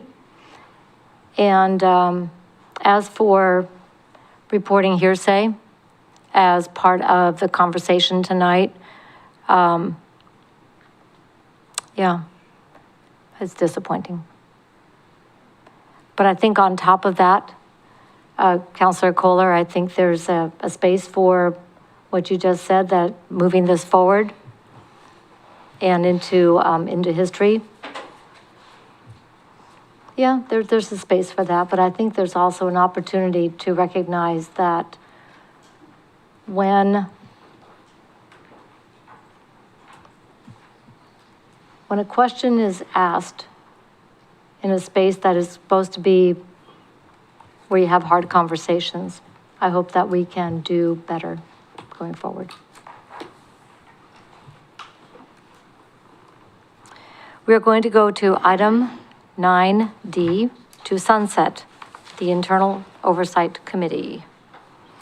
I move that the Keizer City Council sunset the Internal Oversight Committee. I'll second. Second. It's been moved and seconded that the Keizer City Council sunset the Internal Oversight Committee. Any discussion? All in favor signify by saying aye. Aye. Any opposed signify by saying no. Motion passes. And with that, we will look at the current legislative agenda for the 2027 session. And this is for moving this forward to the League of Oregon Cities based on our prior work session, and also adding additional topics upon which then the city council would like to take action in potential action in the next legislative session. Yes, thank you, Madam Mayor and Council. You had this work session just 1 week ago, and it was productive in identifying your top 5 priorities, which are listed in the staff report. You also identified 4 other additional items that you would you're in favor of advocating for or against, as in concordance with the opinion piece done by the League of Oregon Cities. And so by approval of this, that will give us, give me the opportunity to submit your top 5 to the League of Oregon Cities. And then secondly, during the session, if these bills come up and the position is asked for from the city on those 9 items, then we can provide it without having to call a special meeting or try to squeeze it in as soon as possible. So hopefully that's enough detail. I'm happy to provide more if you want more, but. Okay. Any questions on the recommendations in the packet regarding the legislative priorities? Council President Starr.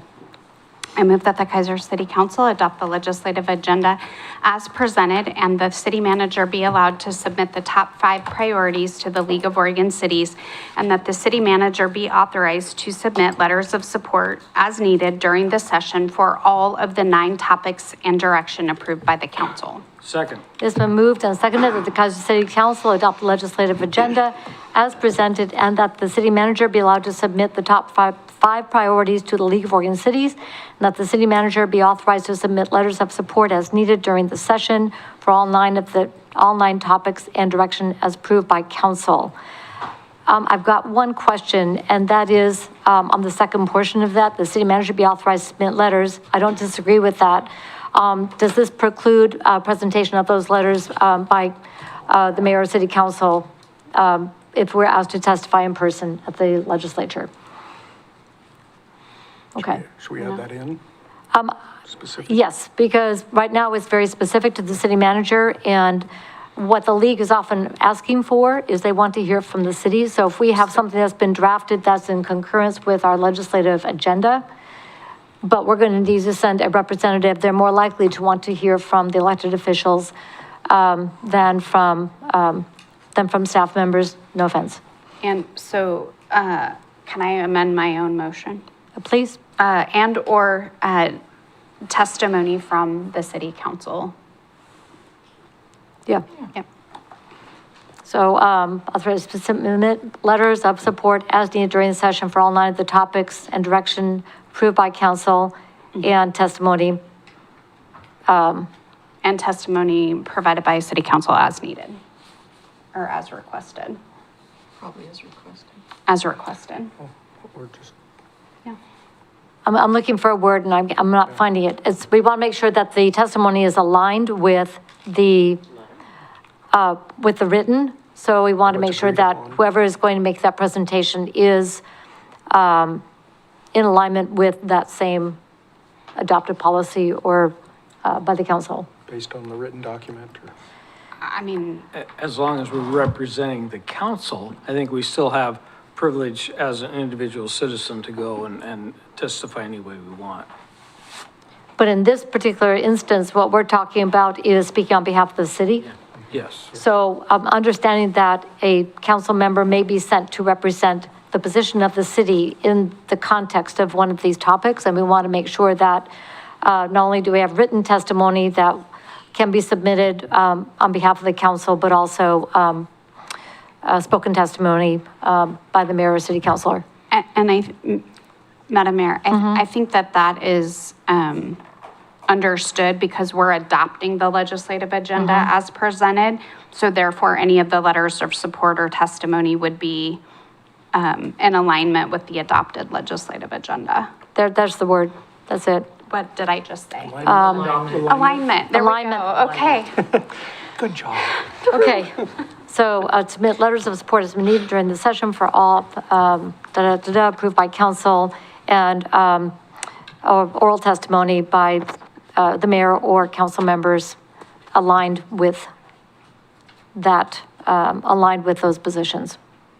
Does that work? Works. Okay. Just wanted that clarification. Any further? All in favor, please signify by saying aye. Aye. Opposed, signify by saying no. Point of clarification. Motion passes. Councilor Kohler. Thank you, ma'am. We didn't either adopt the change or second the change.